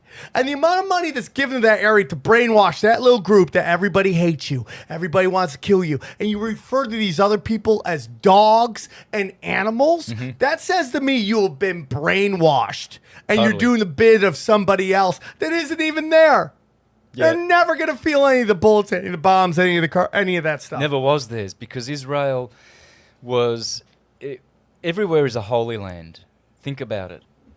Holland, holy land. Sweden, the land of Eden. Finnish, the land of the finesse. The people of finesse. They're finished. They're polished. Polish, the Polish people. Every land is holy. What does San Diego means? Holy Diego. What does Los Angeles mean? The City of- angels. yeah. Everywhere is holy. Every name of every town, every country. Venezuela, the land of Venus. Name a place, you'll find that it goes back to the stars, it goes back to the gods. Of course, Israel, Isis, Ra, and El is the Holy Land, but it's not Jews. I'm a Jew. Because a Jew means to be druidic. It means to be ascending from and shedding, disentangling yourself from material lusts and material weights that are going to keep you incarnating here. I personally, I want to know everything and I want to be all powerful, but I want to deserve it. You will never have your power restored unless you deserve it. So the more good works you do, the more powerful you will be. And there's something about, listen, man, when you help somebody, you feel something. There's like this battery charge that happens. You ever done that? You ever help somebody and all of a sudden this glow kind of happens to you? Mm-hmm. So I'm it's raining. You remember it was raining the other day? Yeah. And I go to this CVS. And for some reason, I don't know why, I buy 4 umbrellas. I'm like, why am I buying 4 umbrellas? But I buy the 4 umbrellas. I jump in my car, I'm driving. It's pouring. I look out. This Latino man is being forced to hold a sign that says 60% going out of business. And it's raining on him. And I'm like, holy shit, I got 4 umbrellas. I'm going to give this dude an umbrella. So I pull up, I give him the umbrella. And dude, as soon as I hand to, I feel this glow kind of come up through my body. And it happens every time you give somebody a couple bucks, you help hold somebody's door open for them. It's this weird kind of thing that like this system kind of energizes you and stuff. And when, you talk about, addiction and when like, this whole thing where like down on this realm, they're having all this like insane sex and all this stuff, but there's a lot of pain. Same thing. You go out and you use and abuse. It feels great that moment. Next day, you're paying a price. And it's unbelievable. If you would have took a video of that and then publicized it, people would have shamed you for it though. Why? Because, he's only doing it for the fame. But to me, I mean, even if you are doing it for it, doesn't matter. That guy got an umbrella and he got happy. So, but you still will get shamed for people it are going to say whatever they want, but there's this moment where you help people. Yeah, and I watched the video. Something changes in you. Mm-hmm. And for sure. The opposite is with the psychopaths. They get that glow from hurting people. Yeah, hence, crazy, torturing right? little children and things like that. Why? Because they're not from source. We are from source. What does that mean? Well, if you get a projector and a screen and there's all these people on the screen, those people that are coloured in and everything, they come from the projector. They are from source. But if you now go in between that and you start like a putting shadow. you put your shadow in there, silhouette and everything, you don't come from the projector. You've inserted yourself. You're unnatural. You're not from source. That's what they are. Who inserts them? They've jumped in. Who insert the demons? The demons. From because underneath. they need our energy. They From don't the have underworld. souls. Think about it. You got your hand in there. That's just a shadow. You're never going to have a color. You'll never be colorful. You'll never have a soul. You're always a shadow. Think about how you'd feel, and how did they get there? Because they're evil. So they are going to feed on the torture of little children. Pure energy. They've got pure energy. It's better than torturing me because I'm an old guy, They're interested in that as well, but little children are much more juicy, aren't they? You see, so yeah. Sometimes I look at my son. He's 7, and he's got endless energy. He can go on forever. Sometimes like, damn, no wonder they want that baby blood. You know what I mean? Yes. Because it's got so much Pure. power and energy. And they miss that. And I want to take a nap. You know what I mean? They don't want my blood. That's That'd right. be the It's worst tired. blood. Oh, It's that'd be the all- worst. The worst Illuminati party. Yeah. They'll have my Plus- all we can get is Eddie Bravo blood. They're like, fuck. See if you can go get some children. Come on, we still got time. You got that van still? Because they miss that purity. They've gone beyond the point of no return. There's no way of redemption. And it's funny because they make it seem like killing rituals is a crazy thing, because when you watch the Aztec movies, or the Aztecs are so crazy, they would kill all these people for the blood, but obviously that's what the fuck they're doing. They just stole it from them. Yeah, exactly. It's like in the movies, man. What's bigger than vampire movies? Vampire. They just want to. They make that girls fantasize about getting bit in the neck by a vampire. It's like a romantic thing. What was it? Right? Is it? Yes, it is. That was the goal, right? In to fact- get people to want that shit. Yeah, in fact, tuberculosis, before it was called that, it was called consumption. And you have famous poets saying, "Oh, that I would die of consumption rather than any other old age or anything." It was this is only like in the 1800s. You know, you go white. You know this white look that the supermodels are doing? They've got this white, skinny, gaunt. That's the consumption look. They actually just transplanted it from the days when tuberculosis... Is it called tuberculosis? Yeah. That's a disease. Consumption. Yeah. Right. So they transplanted it from then when people thought it was chic to die of it. And now they're making supermodels and famous people look white and dying of consumption. Because that is the ultimate disease to die from. You know? Whoa. Death Tuberculosis. Have you ever heard the Pissar family? And what supposedly they're like a French royal family that came to the United States. I just wonder if they're part of, like, is the European nobility part of? We know that the crown is Kronos, from what you that totally makes sense to me. Are they part of the black nobility? The Pissar? The Pissar. Well, they were French. They were French. They were descendants of the French royals that had their heads cut off. Mm-hmm. And he slipped out of the country, sent to the United States. And the rumor is, and you saw Q put out that the P family, which is the Pissar family, owns all the Federal Reserves and all that stuff, that the CFR is actually just all of their trusts coming together, deciding on how to run their businesses. See, you see how they tell you what they're doing? They talk about Pizarro, the conquistador, you know, Pizarro and those criminals. Well, that's the Pissar, right? Yeah. You see how Collins... Cohen, the Jewish family, Cohen, they're Collins. That's another way of saying Collins. You see Pizarro, Pissar, yes, to answer your question, yes. But they tell you that these conquistadors did this and that. They probably didn't even exist. Did the Jesuits infiltrate the Freemasons, and were the Freemasons originally like benign society, and then the even Jesuits, Illuminati to illuminate, something like that, right? Yes, I would say that. You got to go back to 1770. What happened was there was a good pope called Clement XIII, and he outlawed the Jesuits in 1773. So the Americans got smart. They wrote up their Articles of Confederation, their Bill of Rights, their Constitution, and within 2 years they had this place wrested away from the Jesuits. So in 1776, the year after, they started the Illuminati, co-opted the Freemasons, who were pretty good people, as people go. Who co-opted the Freemasons? The Jesuits.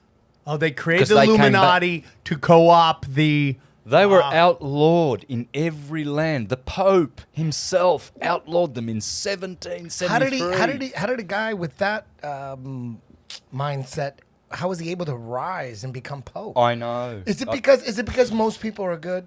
And because I never followed what's going on in D.C. or politics at all. I just thought they were all criminals. The Bushes for sure were criminals, for sure. Clintons for sure. Obama for sure. Never followed it. Like it was just to me nothing but bad guys running the country. But that can't be true. There has to be a lot of good guys. Like Trump. What's your thoughts on Trump? I used to support him at the start because I could see how much resistance there was against him, and I realised it was a military coup. It's a military coup what's going on in D.C. You know that, don't you? Yeah. It's the good side of the military. There's some good crime bosses versus great satanic people in there pedophiles that want to wrest away the power from these neocons. You know, the Bushes and you're familiar with Q? Yeah. And the plan, the Q plan? Yeah. And that's a real plan? I think so. I think so. I like to think so too. Yeah. But because now that I pay attention, I didn't give a fuck about Trump. Never paid attention to Trump. All I knew from Trump was he's some rich, arrogant dude. Mm-hmm. I didn't know if he had a good heart or anything. He did that show. I never seen the show once. Never paid attention to him. Didn't pay attention to politics at all. And then you hear Trump's running for president. I'm like, to me, it was just like, okay, whatever. It's like I didn't pay attention. And then little by little, people would say, dude, he's so racist. And I just, by not paying attention to what's going on in D.C., because you don't trust the mainstream media, guess what? You will believe the mainstream media, because if you don't watch it and you don't pay attention, you're still going to get information from people. Yeah. So you think it's not coming from the mainstream, but what do you think they got it from? So it's better for the people, the evil people running the country. It's better that people don't pay attention to politics at all, because they know they're going to get you through like a third party or just from different people, your friends. They're gonna say some shit. So I didn't believe anything the mainstream media would say, right? But I did believe that Trump was racist, because someone would say, "Dude, Trump said some crazy. You hear what Trump said? He's racist." I'm like, I believed it, and I didn't pay attention. And after a while, once he won the Republican nominee, and then he started battling with Hillary, that's when I started hearing. Then I started hearing everyone was against him. Yes. Then I started paying attention. I go, okay. And I said, okay. First thing was like, okay, what is he saying that's so racist? Like, oh, he hates Mexicans. I go, let me see, what did he say? And then you find out Mexicans hate Donald Trump because of what CNN was putting out in the mainstream media. He was talking about MS-13, how they're animals and they're criminals, and he's going to send them back. Well, then CNN goes, guess what Trump said about Mexicans? And then they cut right to him saying they're animals and they're criminals. So Mexicans lost their fucking mind. And once I realized the trick, I go, dude, CNN just pulled a trick on Mexicans. Building. I'm Mexican. I was born here, but my grandparents and my mom was born in Mexico. My dad was born in Mexico. My dad snuck across the border, got a green card, was working the fields and construction and cutting grass and all that shit. Got his green card. He did all that shit. He never got anything free. We never got anything free. My grandfather worked for everything. We didn't expect anything free. To sneak across the border and get mad because you're not getting free shit, that's retarded, man. That's retarded. But do they want free shit, or is that what the media, is that what this group of people are trying to tell everybody? Whether they do or not makes no difference in what I'm saying. I'm just saying, if you sneak across the border, good luck. Good luck. If you're a good person and you want to work and start a new life and feed your family, a land of opportunity, I'm fucking with that. I'd be the biggest hypocrite in the world if I said I wasn't. But to say that building a wall is racist, to building borders is racist, like obviously there's a lot of criminals and a lot of crime coming through open borders. So you have to do something. You have to do something to, if you're going to come, either sneak across and do the right thing and work, or do it the legal way and sign up and all that. But to be mad and pissed off at Trump because he wants to build a border to stop the crime that's coming through. Sure, there's a lot of good people coming through. A lot of good people. My grandfather's a good person. He came through. But you got to vet people. There's got to be some kind of system. So I'm not mad at that system. And you know who the wall's going to protect more than anybody? Mexicans. The wall protects Mexicans because the border towns on the U.S. side are all Mexican. So they want the border up. They want the wall up. You put a wall up, now their communities are safer, right? So the walls protects Mexicans way more than white people. White people don't live by the border. White people don't live by the wall. So then I started to realize, like, wow, these motherfuckers are really going after Trump. And then I started, then I started paying attention. And real quick, you see what you realize who the evil people are. Like Pelosi, Schiff, Nadler. Real quick, you're like, oh, those are the fucking evil ones. Look at it's really, and then you see the good guys, Matt Gaetz, Trey Gowdy, like those guys are authentic. They're the good people in politics. Because I've said this before on the podcast. There's some people that are like, I don't fucking pay attention to DC. They're all fucking on the same team. It's all bullshit. I go, it's not all bullshit, because if it was all bullshit, there would be no need to suicide anybody or blackmail anybody or bribe anybody. If everybody was all evil and they're all on the same team, there would be no reason to kill nobody. The reason people get suicided is because there's someone that's afraid of going to jail. There's someone that's afraid of getting caught. So there's some guy trying to do the right thing, going after a criminal. They're like, we got to fucking suicide this motherfucker. So They want, there's a lot of people out there that lost faith in the government and don't think there's any good people, and I was one of them. But trust me, they want you not to pay attention. They want so my advice to you is fucking pay attention. Follow the Q plan, because that's the only plan to save the world. If that plan's like some CIA psyop, they got me. But that's the only plan. That's the other side, the Nadler, the Schiff, the Hillary, the Podestas, and all that shit. Whatever they agree on, if they're pushing, global warming, then okay, global warming is a hoax then for sure. If that's what they're pushing, it's really easy to find the truth if you pay attention. They would rather have you give up hope in politics. Give up. They want you to give up so you don't pay attention to what's going on, because you're eventually, all you're going to know is the mainstream if you're not paying attention. So my advice is pay fucking attention. Follow X22 Report. Follow Dan Bongino. There's that level. There's the DC level. Like, there's a lot of guys that are just into flat earth or just into space. That's another level. That's something else. DC affects my life directly. Yeah. Directly. So anybody trying to take my guns, anybody, talking about gun control, fuck you. You're evil. Anybody that's pro, it's really easy to see who's evil and see who's not. If you're pro Second Amendment, 100%, then there's a good chance. Doesn't mean it could be a trick too, but there's a good chance. Okay, he's a good guy. Yeah. Because there's no the good guys that are for gun control, they're just brainwashed, and they're usually people with no kids. As soon as you have a kid, you understand what being conservative is all about. Growing up, I was all MTV. I wanted mansions. I want to get drunk when I'm 15. I want to have sex. I wanted to fuck family values and fuck being conservative. I'm fucking liberal. I'm a Democrat. I'm going to party. I'm going to do whatever I want. Free thinking. Fuck religion. There's no God. They lie to us. And then as you get older, and when you have a kid, it opens your eyes in a lot of different ways. And you're like, you understand family. If you don't have family values, you're a piece of shit. You're a piece of shit. If you don't have family values, you don't give a fuck about your family, you're a piece of shit. You don't give a fuck about your kids. You have kids and you don't give a fuck about them, you're a piece of shit. I mean, if you want to look at how important the First Amendment is and the Second Amendment is, take a look at what's going on in Europe right now. We have weaponized immigration. Now, most of these people are leaving, and I'll say this about Mexico. Most of them are leaving their country because the violence is so bad.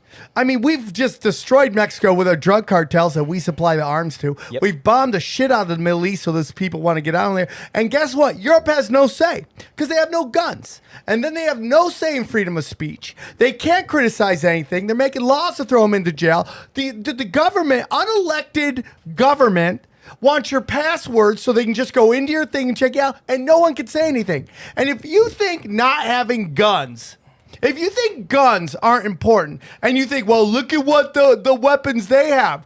Look at around the world. Look at how much trouble these governments have at stopping these riots and these revolutions of populations that don't have guns. Imagine what would happen when everyone's armed to the teeth. Yes. You're not going to do it. And then they do it in a way that they can get people that are trying to do the right thing, and they think they're thinking the right thing. They go, oh, we're not trying to take away your guns. We just want background checks, and we just want to limit your bullets. And you can't have an assault rifle. What do you need an assault rifle for? So we're going to, all those executive orders, gun control orders, none of them would stop mass shootings. They have nothing to do with criminals. The criminals, they don't affect them at all. All those gun control laws, they just affect law-abiding citizens. That's it. They don't affect like any. No, we don't want to take away your guns. We just want to have background checks and all that shit. I'm down with background checks, but when you start limiting, bullets and the size of the guns, to me, that's like, I know what you're trying to fucking do. Yeah. Why are you concerned? I should have if he had a bazooka, I wouldn't be worried like, oh my God, we got to watch Sammy's going to fucking blow up a school. He's got a bazooka. He could have a fucking missile at his house. a grenade launcher. I wouldn't be worried about him killing anybody. There'd be no problem. Right. Right? Right. But they're going after the law-abiding citizens. They're not going after the fucking criminals. Going after the criminals. Show me one crime that would went be away easy. when it was made illegal. You're gonna you think taking away guns is gonna stop shootings? I mean, dude, they're still there. Show me one Criminals don't go by the crime that law. was outlawed that stopped because it was outlawed. It never does. All you're doing, and you're telling me I gotta take away my guns. Like 5 years ago, you couldn't stop telling me how bad it is that law enforcement is shooting unarmed people. can't Now stop you're telling me jaywalking. they're the only ones who should have the guns? Yeah. While they're just militarizing these police officers with no military training. Yeah. And you're giving them bazookas and Yeah. you want me to have a pea shooter? Yeah. Anybody that's for gun control, I can't even listen to you. I can't even talk You're to you. talking I can't crazy. even talk to you. Don't like, oh, we're not trying to take away your guns. We just don't want you to have so many bullets in the magazine. Shut the Look fuck at up the with that history of shit. this country. Study Black Wall Street. The government sent in people to shoot up everybody, dropping bombs on it. Black Wall Street was 9/11. It was the same thing. They just keep running the same play over and over again, man. I want to move to the states that, like Missouri, for instance. Yeah. I could be wrong, but Missouri passed a law that said you can't even debate gun laws. Like you don't Woohoo, even. I'm don't going even- there. Yeah, Missouri. I'm Like going there. and like that's where I want to live. I'm Yeah, thinking, for sure. and they have a law that says we can't even discuss. Don't this even shit. talk about it. Yeah, we that's need the a malicious dumbest- spirit. We need Yeah. that back. Not, Yeah. not a standing military, which is condemned in the Constitution. We want warriors, not soldiers. We want militia, not mercenaries. Sold The to militia- die. That's what soldiers are. Absolutely. Sold to die.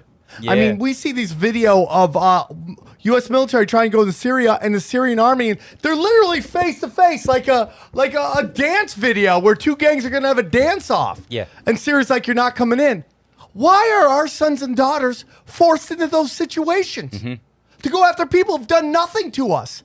Dude, we have allowed the black nobility, the Jesuits, the international banking cabal to turn our sons and daughters into stormtroopers for the international banking cabal. Yep. And that one Ben, who's the little midget Ben guy who's always like, that's always on Rogan, talking about my God. how Ben Israel, Shapiro? what Ben Shapiro, about how they're we're not sending U.S. troops to die for Israel. First of all, it's not Israel; it's the international banking cabal. And his answer was they joined freely. That's not answering it. When was the last time we sent somebody in to actually go after somebody who attacked us? It hasn't. It's been forever. Yes. We're defending banking interests. Absolutely. Enough. The black Enough. nobility. Bring the kids home. Man, this has been a great episode. It's Valentine's Day, Hey, so And before we go, I want to explain how this podcast got together. I heard Santos Bonacci a couple years ago, 2-3 years ago, when I was first going balls deep into flat Earth and was just trying to get as much information as possible. And the one thing that I use even to this day, I probably even use it on this podcast, this analogy. There's so many proofs that we're on a flat surface. There's so much. There's so many. Eric Dubé has like 200 proofs. He said he could do 200 more. There's so many. It goes on and on. But he had one that was it's like you just came up with it too, and it was awesome because according to mainstream science, there's four motions. We're spinning at the equator. The Earth is spinning 1,000 miles an hour. The Earth is going around the sun at like 60,000 miles an hour or something like that. 60, it's 65, 66, something like that. And then the sun is going around the center of the Milky Way at like 600,000 miles an hour, some shit like that. And then the whole entire Milky Way is shooting through the universe, shooting through space 1,000,000 miles an hour. So that's 4 different motions. That's like being on some kind like a Ferris wheel that's spinning, but that's spinning this way. Yeah, and then going out. yeah. You know what I mean? And when you look at time-lapse photography of the stars, you look at time-lapse photography of the stars, there's only one motion. It's just all the stars are going around Polaris. And he said, why can't we detect 4 motions? There should be, especially at the incredible speeds that they claim we're going. right? Exactly. So I use Good that. one. That's a great. That's the one you came up with that. Mm-hmm. And then and man, I've listened to there's so many awesome, brilliant people out there like David Weiss and Dave Murphy and Nathan Oakley, Nathan Thompson. Mm-hmm. There's so many good guys out there. Shit, they're incredible. We had David Weiss on this podcast. And then just the other day, like 3 or 4 days ago, I'm teaching class, and a couple of I guess you're just your Men in friends. Black show up. David and Kevin. Yeah, David and Organizers for the event. yes, the organizers for the event that you're doing this Sunday. They came up to me and they said, "Hey, man, Santos Bonacci wants to have you on his podcast." And I was like, "What am I going to add to like, what am I going to say? I would ask you the questions. You know what I mean? I don't know shit." I listen to guys like you, David Weiss, Eric Dubé. Nathan Oakley is my fucking favorite right now. I love Nathan Oakley. Yeah, me He too. demolishes people. Absolutely. Oh, man. And Thompson, Nathan Thompson. Yeah, Nathan Thompson. Nathan Oakley, 1980. Follow his. He does flat Earth debates every day, live streams flat Earth debates. Anybody could get on and and debate him, and he just demolishes everybody. There's so many good guys out there. So when they asked me, Santos wants to put you on his podcast, I'm like, for what? What am I going to talk about? My strip club stories. So I said, why don't we have Santos Bonacci on the Tinfoil Hat podcast? Why don't we do that instead? And we'll just pick his brain because I have no knowledge. If you want to ask me an armbar question, hey, shit, I know that shit. But you want to ask me how to kill a person with your bare hands? I'm the man. All right.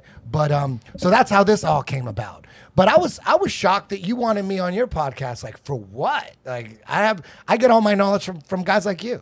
Yeah, beautiful. Well, I'm glad it turned out like this because I'm in here for a week and I've been watching all of your podcasts, Tinfoil Hat and yours, and I saw you 2 years ago or so tell Joe Rogan on his show, research these guys, and one of them was my name. You said Santos Bonacci, so I thought, good on you, Eddie. I like that guy. And I always listen to you, man. Did your channel blow up or what? No, it's in numbers. Yeah. Yeah. From that, did you get that JRE effect?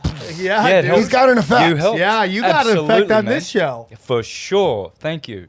And I listen to you. I have to tell you this. What? You are an intelligent, real good truther with a good heart, man. Well, thank you. Very intelligent. And everything you say is like the cream of the conversation. Even when you were talking just before about how things work, So I got to pay appreciate back that. some due respect, I'm listening to your show. You've got great people on. Yeah. And just the fact that you'll challenge these truths like the most despicable thing, the flat earth, you get so ridiculed. He's got like 3.5 more months until he's admits it. I don't know. You might have got me today, dude. I just got to be honest with you. I just don't know if I was thinking about this when I was grabbing water. Like, I don't know if I have to start following your stuff and like the videos because I don't know if I'm intelligent enough to articulate what you just told us today. I gotta be like, I understand there's 7 realms and what these all, and it's just gonna take time. But I'm there. I'm gonna announce it. You know what would be great? I'm there. I was thinking about this earlier. I'm into the flat realms. You know what would be easy to make? Just the best flat Earth documentary ever. Just you, Nathan Oakley, just an interview and just soundbite, but just going popping back and forth. You, Eric Dubé, Nathan Oakley, Nathan Thompson, David Weiss, all the best guys. Just boom, because you guys. When I talk about flat Earth, I sound like a moron. I don't convert anybody because they're like, this dumb motherfucker got tattoos, smokes weed all the time. Used to be a strip club DJ for 10 years. The fuck does he know? I don't convert anybody to flat Earth ever. But it's guys like you. You're so you're well spoken. Just ultra articulate, and so I think we need like the ultimate documentary with the top. Get them all, put them all together, and do a high, good lighting, good camera work, high level, boom. And you do. It would probably have to be like a 6, 7, 8 part series because to get it all like in 2 hours, like all your shit, and it would take forever. You know, it'd have to be carefully organized and put together. But I think that would be just amazing. Wonderful. I agree. I agree. We could. Well, it's out there now. This podcast is going to go to the right ears, and the people We're gonna get that out and can Let do it. me ask you something. Obviously, you're well read, and it doesn't sound like you just started doing research. But obviously, there's brilliant people all over the world. They just haven't spent any time dissecting all the this space science. They just haven't. They're super smart people, and if they looked at space like a detective, and didn't trust anything coming from mainstream information.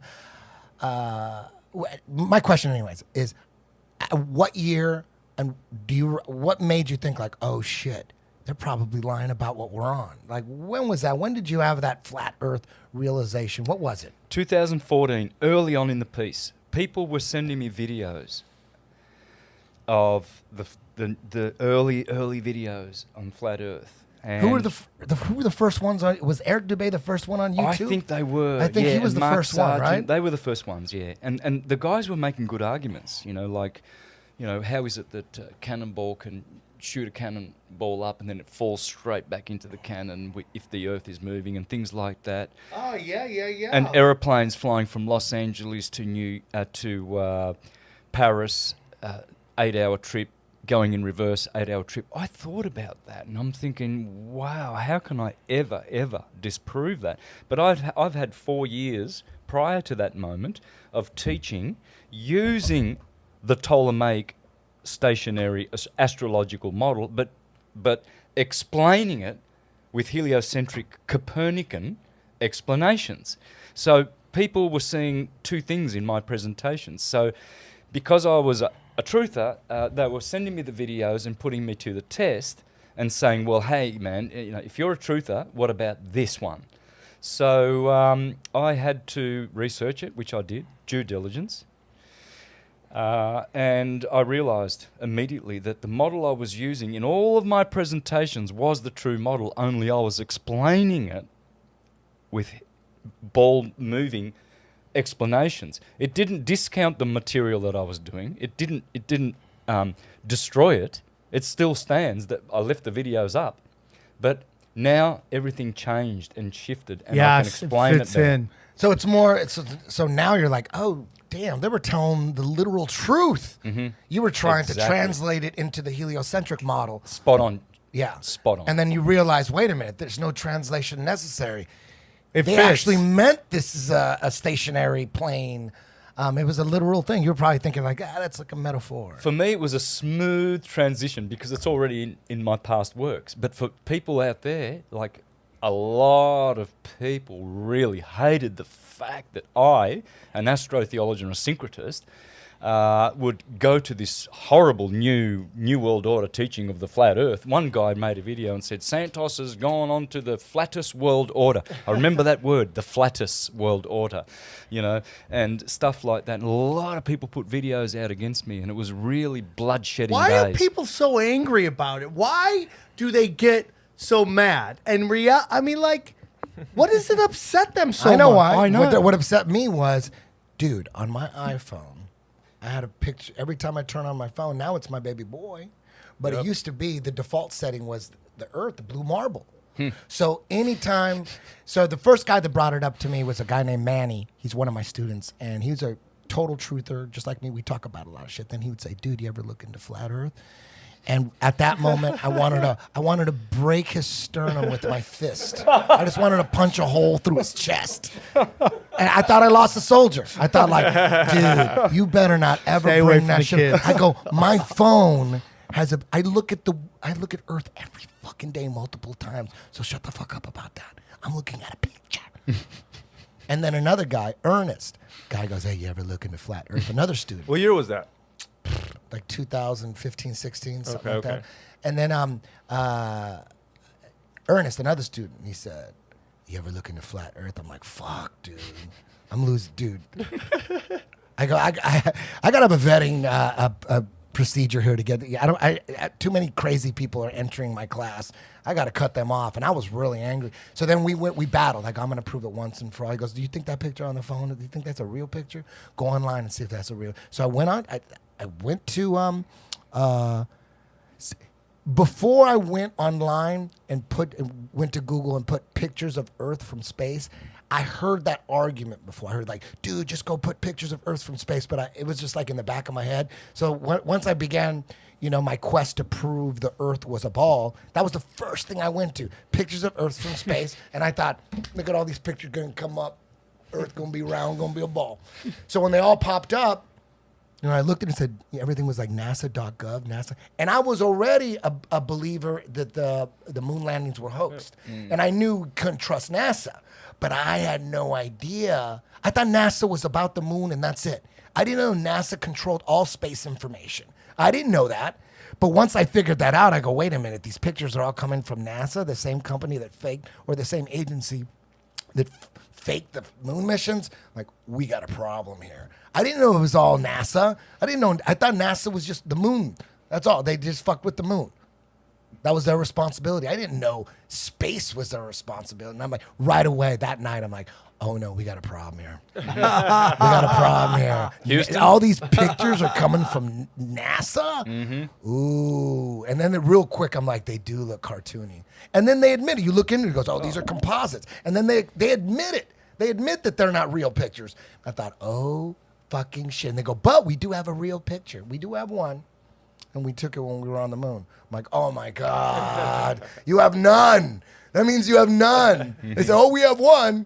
That's the one from the moon. I'm like, dude, you have none then. How about that video when the picture goes and it keeps playing out and they turn on the lights and it's just basically, they said it was Earth, but it was just through like the glass on the deck. It wasn't even a real picture. Oh yeah, they were trying to make it look like they were like 200,000 miles or halfway to the moon, so they had to make the Earth look small. Yeah. When in real life, they were probably just 50,000 feet in the air or something like that. They're probably high altitude airplane or something like that, where they're looking out the window and you could see, because like all those fake ass pictures from the International Space Station, it's the same thing. It's always that same look.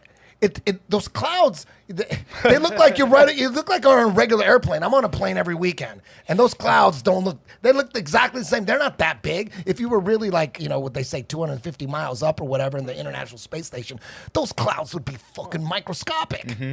But they're fucking big, and you could just tell they put a little curve, and then put like a little arms, like a little solar panel on the side. Every picture got a little solar panel on the side, so that you know that you're on the International Space Station. They all got the same shit, and it's the same, and it's the same little curve. And there's no. Dude, the International Space Station is the funniest one. There's no video of them fucking putting it up there. There's no video of them constructing it. Yeah. Even that astronaut that was on Joe Rogan's podcast last week. Yeah. Joe goes, they go, oh, the astronaut goes, yeah, when I first went on the International Space Station, they didn't have what was the gondola? What's it called? There's a name for the window. It's like 5 different windows. It's the gondola or something like that. They got a name for it. He goes, when I first went up there, they didn't have it, but then they had it the second time I went up. And then Joe goes, they built that shit? How did they do that? And then he's like, yeah, we just have a little module. They just put another module, and like, you built that shit up there. There's no video of dragging that thing up, and it's just floating there. Oh, we're just floating. We're just fucking floating. Nobody's falling. You're just floating up there. There's no video of the construction. Get the fuck out of here with that. That's ridiculous. Let me ask you something. This is, and then the laws of physics, I felt, were created to make it so you couldn't understand anything past what they wanted you to know. Exactly. So they create these laws, and they're like, if anything doesn't fall under these laws of physics, it's not possible. And then all these people, these scientists, ran with it. And to me, it's like there's tons of things that don't fit into the laws of physics that I think exist. But because you're telling me these, it's basically set the framing. and anything outside this framing can't be real because it doesn't fit within the frame, and that's done on purpose. Three and a half months, and I'm already there, dude. You haven't admitted it yet. You haven't admitted. How close are you? Couple months? 5 months? I'm not married to the ball. That's it. So you don't. When someone says, "Are you a flat earther?" You say no. I'm not married to the ball. Exactly. I got that You term just say, from you. I'm not married to the ball. Yeah. So you're not a flat earther yet. No, not yet. Dude, I held on for like a year and a half. I wouldn't say. I go. I don't know what we're on. I don't know. It could, but I'm just. That's where I'm at right now. 'Cause I don't believe we want to move. So, like you said, if that's NASA, then NASA's showing me that we're globes. So it's one of those things where it's like, do I believe one or the other? Yeah. So it's like, no, but I gotta ask you this before, because everyone's gonna kill me about this. Yeah. The coronavirus. That's for Trump to show that they're trying to fuck up with the economy so he doesn't get reelected, right? That's going after Trump, right? Who knows what's going on with the coronavirus? But there's this new theory. Someone from like a where we go one we go all, one of the definitely a Q guy said, I don't know if this is true or not, but there is no coronavirus. The people that are getting fucked up and they're getting sick from 5G, because that's the first city where they rolled out 5G. There you go. And the 5G is what gets you. For sure. So they say, fuck it, it's a coronavirus. So the virus is a distraction when it's actually 5G. Johnny said they cured it in like 3 hours. Well, yeah. San Diego, a laboratory down there, said as soon as they started working on a vaccine, it took them 3 hours to find it, which tells you that nobody was trying to And solve that's the the problem. yeah, dude. So they're saying this is what they're saying, and I'm like, I got 5G popping up right now. I have 5G popping up. So apparently, one of my buddies, Gio, told me he's like balls deep in 5G. He's always like, dude, you gotta watch this video on 5G. You gotta watch 5G. You gotta watch 5G. And he's telling me all this. She goes, dude.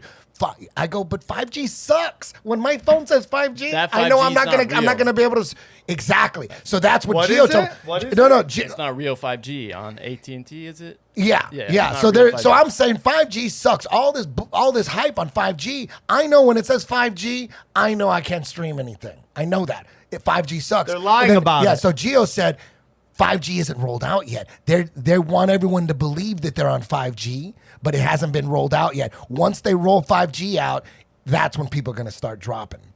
AT&T actually got I don't know. sued for misrepresenting what they have as 5G, and they're still doing it. They're like, fuck everybody, we're calling it 5G. It's not, though. So they're still putting the T-Mobile, infrastructure, too. though, But right? check this out. With the whole coronavirus thing. This is the scariest thing. Not just that it maybe, if that theory is true, that there is no coronavirus and it's all 5G fucking people up, and it's giving them flu-like symptoms and all that from all the radiation or 5G radiation. That's bad enough. But think about this.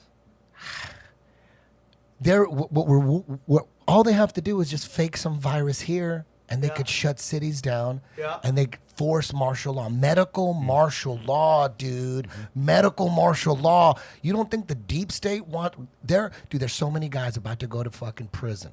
So many motherfuckers going to prison. That's why they're trying to stop Trump, because Trump is busting them all out. We gotta do an episode on it. Trump is busting all the scams out. There's all these scams been going on for decades. All these scams get their son working in an energy company in Ukraine. They get $50K a month. Yeah. We'll send $1 billion in aid. You put $500 million back in my foundation as a donation. Boom, we all get paid on tax money. So you don't think if you're them, Schiff, Nancy Pelosi's son doing the same thing, Biden, you don't think they want a coronavirus type situation up in here?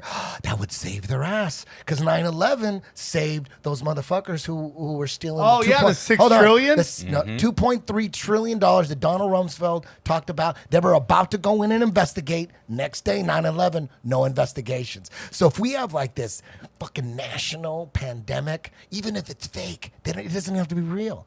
It doesn't even have to be real. Yeah. You could just say, okay, anybody that has a cold has a virus, and they just start quarantining people. You got to stay at home. You don't want to get sick. They put all these. They're watching TV, and they have all this fake shit that they're filming. People dying, people getting dragged out of the house, so they stay in. They're scaring everybody. People dying. They're cremating bodies and all that shit. What do? They lock everybody down, and anybody they want to arrest, they just go to their house and just drag them out. Oh, he got a virus. Mm-hmm.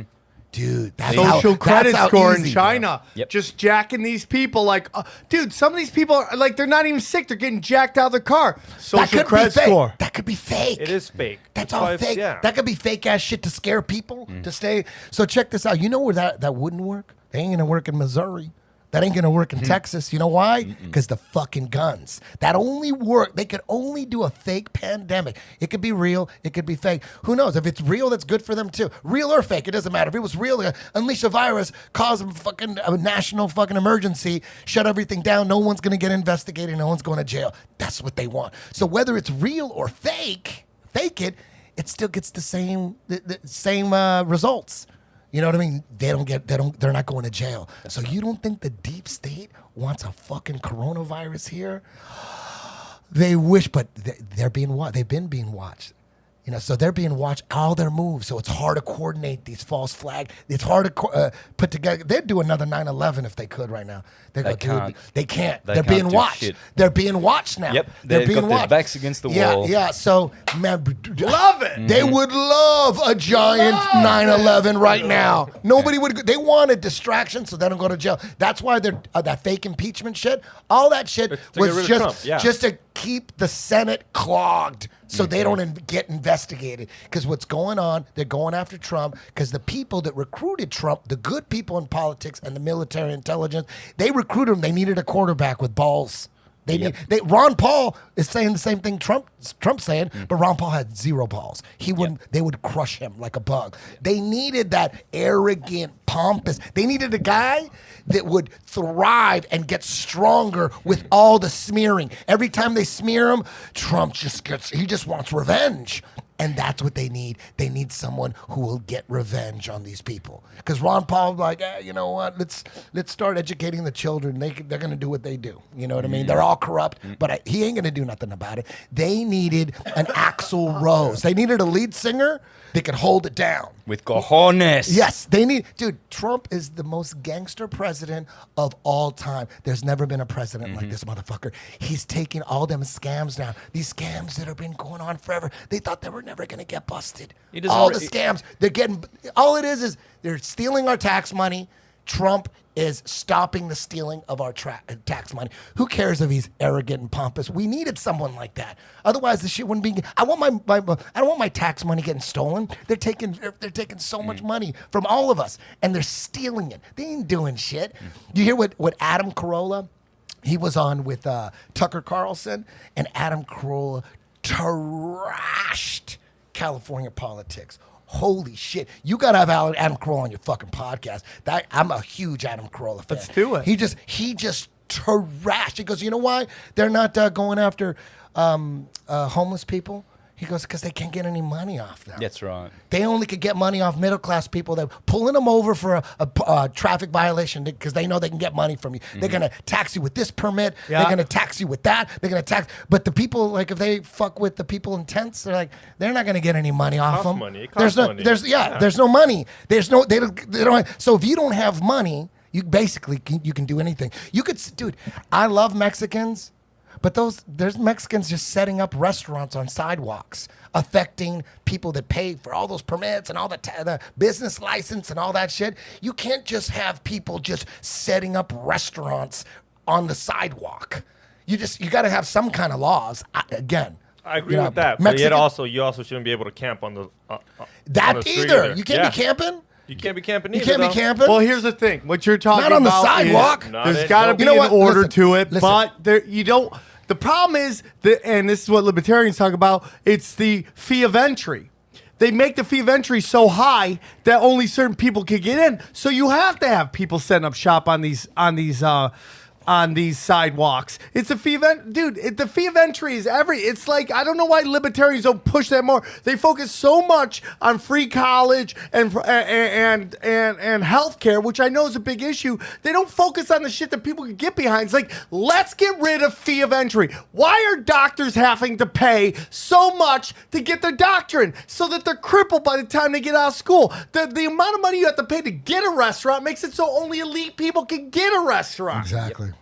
Sure. Get rid of fee of entry, man. Yep. Have it so you have to go through the system to get that thing, but you don't have to spend all your money just to have an operating fucking license. They don't want that, though. They don't want that. They don't want that because they want all the rich kids to be able to do it. Yeah, they want the blacks to be poor. They want the Mexicans to stay poor. One of them comes out on top. Black history is white future. That's your one example. He can do it. Why can't everyone else? Because only one person can fucking do it. Nobody wants the government running healthcare. But we have a system that there's no checks or balances.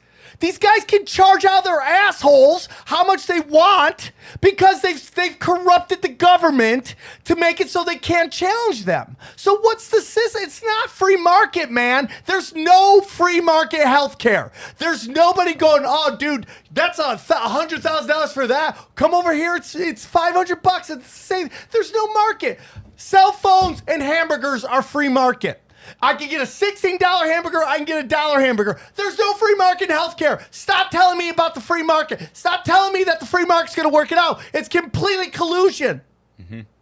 It's done. The libertarians keep focusing on, fuck the government on healthcare. Dude, there's no free market. Why aren't you talking about that? It's completely and utter collusion across all boards. How can somebody own the cure to AIDS and then charge whatever they want? Why aren't there competing charges, people competing with a cure for AIDS? Because it's completely corrupted. Absolutely. Why aren't they focusing on that? Why aren't the libertarians focusing on the fact that we're giving subsidies to big oil? Why are you focusing on healthcare and not going big oil? Let's take away the subsidies. Because at the highest level of libertarianism is all corrupt. The base is the same. The base is always good people. It's the people at the top who are manipulating the base. That is always the problem. Yep. Don't join groups. Be your own individual. Absolutely. That's what the presentation on Sunday is what all is it? about. Tell them about Self-empowerment. You don't need churches. You don't need all these institutions. Individual power, freedom, individual freedom. Get back your power. How you do that is with knowledge. Knowledge is the door. What I'm doing is basing everything on knowledge, which is provable, verifiable, repeatable, and easy to access. It's not like, oh, this is a secret. I'm telling you where I'm getting my information. I'm quoting all the resources. I'm doing all of that. I'm showing how I'm presenting a model which is unconventional, but happens to explain everything and syncretize everything, whereas quantum physicists can't do it. No one else can do it. But this model that I'm teaching explains everything. It gives you the power back. I'm coming, through knowledge. I have to work out some with my baby's mamas Please and her mother. I'm going to give them the it. credit card. Say, tomorrow, go do whatever you want. Light that credit card up. Sunday, I have to come to this thing and hear what you have to say. You will find that it'll be the best knowledge you've ever acquired. Eddie? It will set you... I have a baseball tournament. My son's got a baseball tournament all weekend, but... it'll be online, don't worry. I love you both so much. I've learned so much today. In these last 3 hours, I'm like, shit. I can't believe I can't believe I almost told your boy, listen, I had a podcast, I stopped doing it. Yeah. I do Sam's podcast every now and then because I love him. But if I never did another podcast ever again, JRE included, I would not give a fuck. Really. I'm turning down podcasts all the time. I just don't. I just want to talk to people that are already on the same page. I'm not trying to. I'm not going to hold up a sign and try to change people's minds. The indoctrination's too brilliant. It's too high level. I'm just going to do my thing my way. I'll drop some shit if you ask me, but I'm not going to be the guy, a host of a show, trying to push some shit. I've said everything I had to say. Yeah. Either you're with me or you're against me. My social media, very little conspiracy theory. It's mostly just jujitsu and my, just business. Occasionally I'll get inspired and I'll drop. When I drop something, only people that know me know what it means. If they don't know me, they don't know which side I'm on. And I do that on purpose. I don't want to die. I don't want to get suicided. I'm not into red scarves hanging in closets. I'm trying to not die. But if you ask me some questions, I'm going to be truthful. And behind closed doors, I'm all about finding the truth. Behind closed doors, that's where I spend most of my time. That's your safest bet. Most of my time, I'm looking for the truth. And every now and then I'll drop something on my social media, but it's not going to be preachy at all. It might sound like, I don't know what the fuck, what is this? I don't know what this is. And then that's it. I'm doing things in my own little special way, trying to enjoy life. I'm trying to,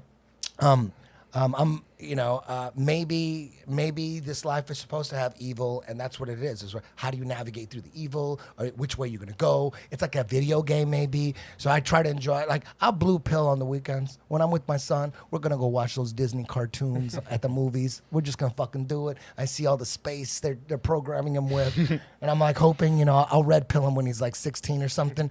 But I weekends I'm blue pilling. I'll have a fucking vodka and soda, double vodka, some. We do tinfoil hat comedy.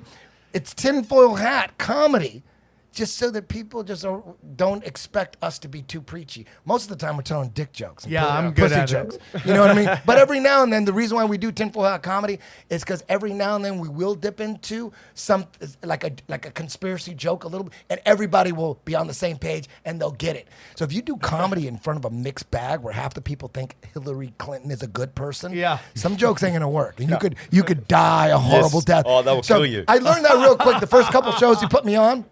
And I noticed, like, man, this is like at the Comedy Store, you could have a mixed bag. It could be half, Hillary is a good person and they're brainwashed, and then half the people might be, or maybe 20% might be on my frequency. So then I asked them, I'm like, why don't we just do it like a tinfoil hat comedy shows? And that's what we've been doing. We've been going all over the country, and everybody that shows up is on the same page. They're expecting we're going to talk about 9/11 and some shit. We talk about pussies and dicks. Yeah, nice. We do a Q&A at the end so they get their fix. Yeah. Can you tell us where they can find all your stuff? So, because I know I'm going to start listening and checking out all your stuff. Can you tell us where they can find all your stuff? Okay, YouTube channel is Mr. Astrotheology, one word, MR, Mr. Astrotheology. And for you, Sam, I would say check out my best flat Earth video. I don't like using flat Earth, actually. I've renamed it Plain Earth. Plane. It's it's Planet. a plane. Is it realms? That's my question. Yeah, it's a realm. There's 7 realms? Yeah. Is that it? How many realms total? 7 below, 7 above. The 7 14 above are the 7 planets we know. Visible planets. They are the realms above. 7 below, 7 man, above. you changed my Like the mind. 7 chakras. Okay. So, plane, interesting, planet, yeah. Plain Earth is scientific, globe Earth is not. I think this is the best plain Earth video watch it. you'll ever see on my channel. Just scroll down in the videos. Can you send me a link to that one? Yeah, send us a You got link. my number, right? Send me I a would link to like a that link. video. I wanna watch it. I want to hear it on the way home. Eddie Bravo, thank you for making Thank this you. happen. Thanks, Eddie. Hey, I we got love some you so dates. much. Say our dates again. Okay. April honey, 11th, we're doing 2 shows at the Rec Room, stand-up show, comedy night at 7 p.m. And then Anomaly will be joining us live on stage for a live podcast. Huntington Beach, OC. Should be a lot of Mexicans there. Then May 1st, Spokane at the Spokane Comedy Club. May 2nd in Tacoma at the Tacoma Comedy Club. I think that's another 420 show. Yep. Last time we sold that out. And then Chicago, May 9th at the Den Theater. All right, sir. Wow. Thank you so much. I appreciate it. I appreciate both you guys, all you guys in the room, spending your Valentine's Day with us. I know your girlfriends are probably getting mad, but this is, to me, a paradigm-shifting show. You answered a lot of questions. You brought up new questions, and I look forward to doing the research and trying to find my own answers. You, sir, are a G. Santos Bonacci. You changed my life, and I appreciate you. What is the name of the religion you said you study? Real quick, and then we're going to go. All of them. Okay. I do comparative studies, so What's all I'm a the way syncretist. back? Yeah. Syncretize means to syncretize every field of human knowledge in your head easily. All languages, all systems of learning, they are all one. I'm in, brother. You're the best. Guys, thank you. Thank you, Johnny. Thank you, XG. Thank you to the guys in the back. You guys did a great job holding cameras for 3 hours. You guys are G's. You must have love. Good luck. I will see you Sunday. I'm going to make that happen. And I hope to see everybody there. Take care. Guys, I love you very much. Hey, it's a nice studio, Eddie. It's a nice studio. You guys are great. Take care. You. Open your mind. Drink from the fountain of knowledge. There's lizard people everywhere. That's some interdimensional shit.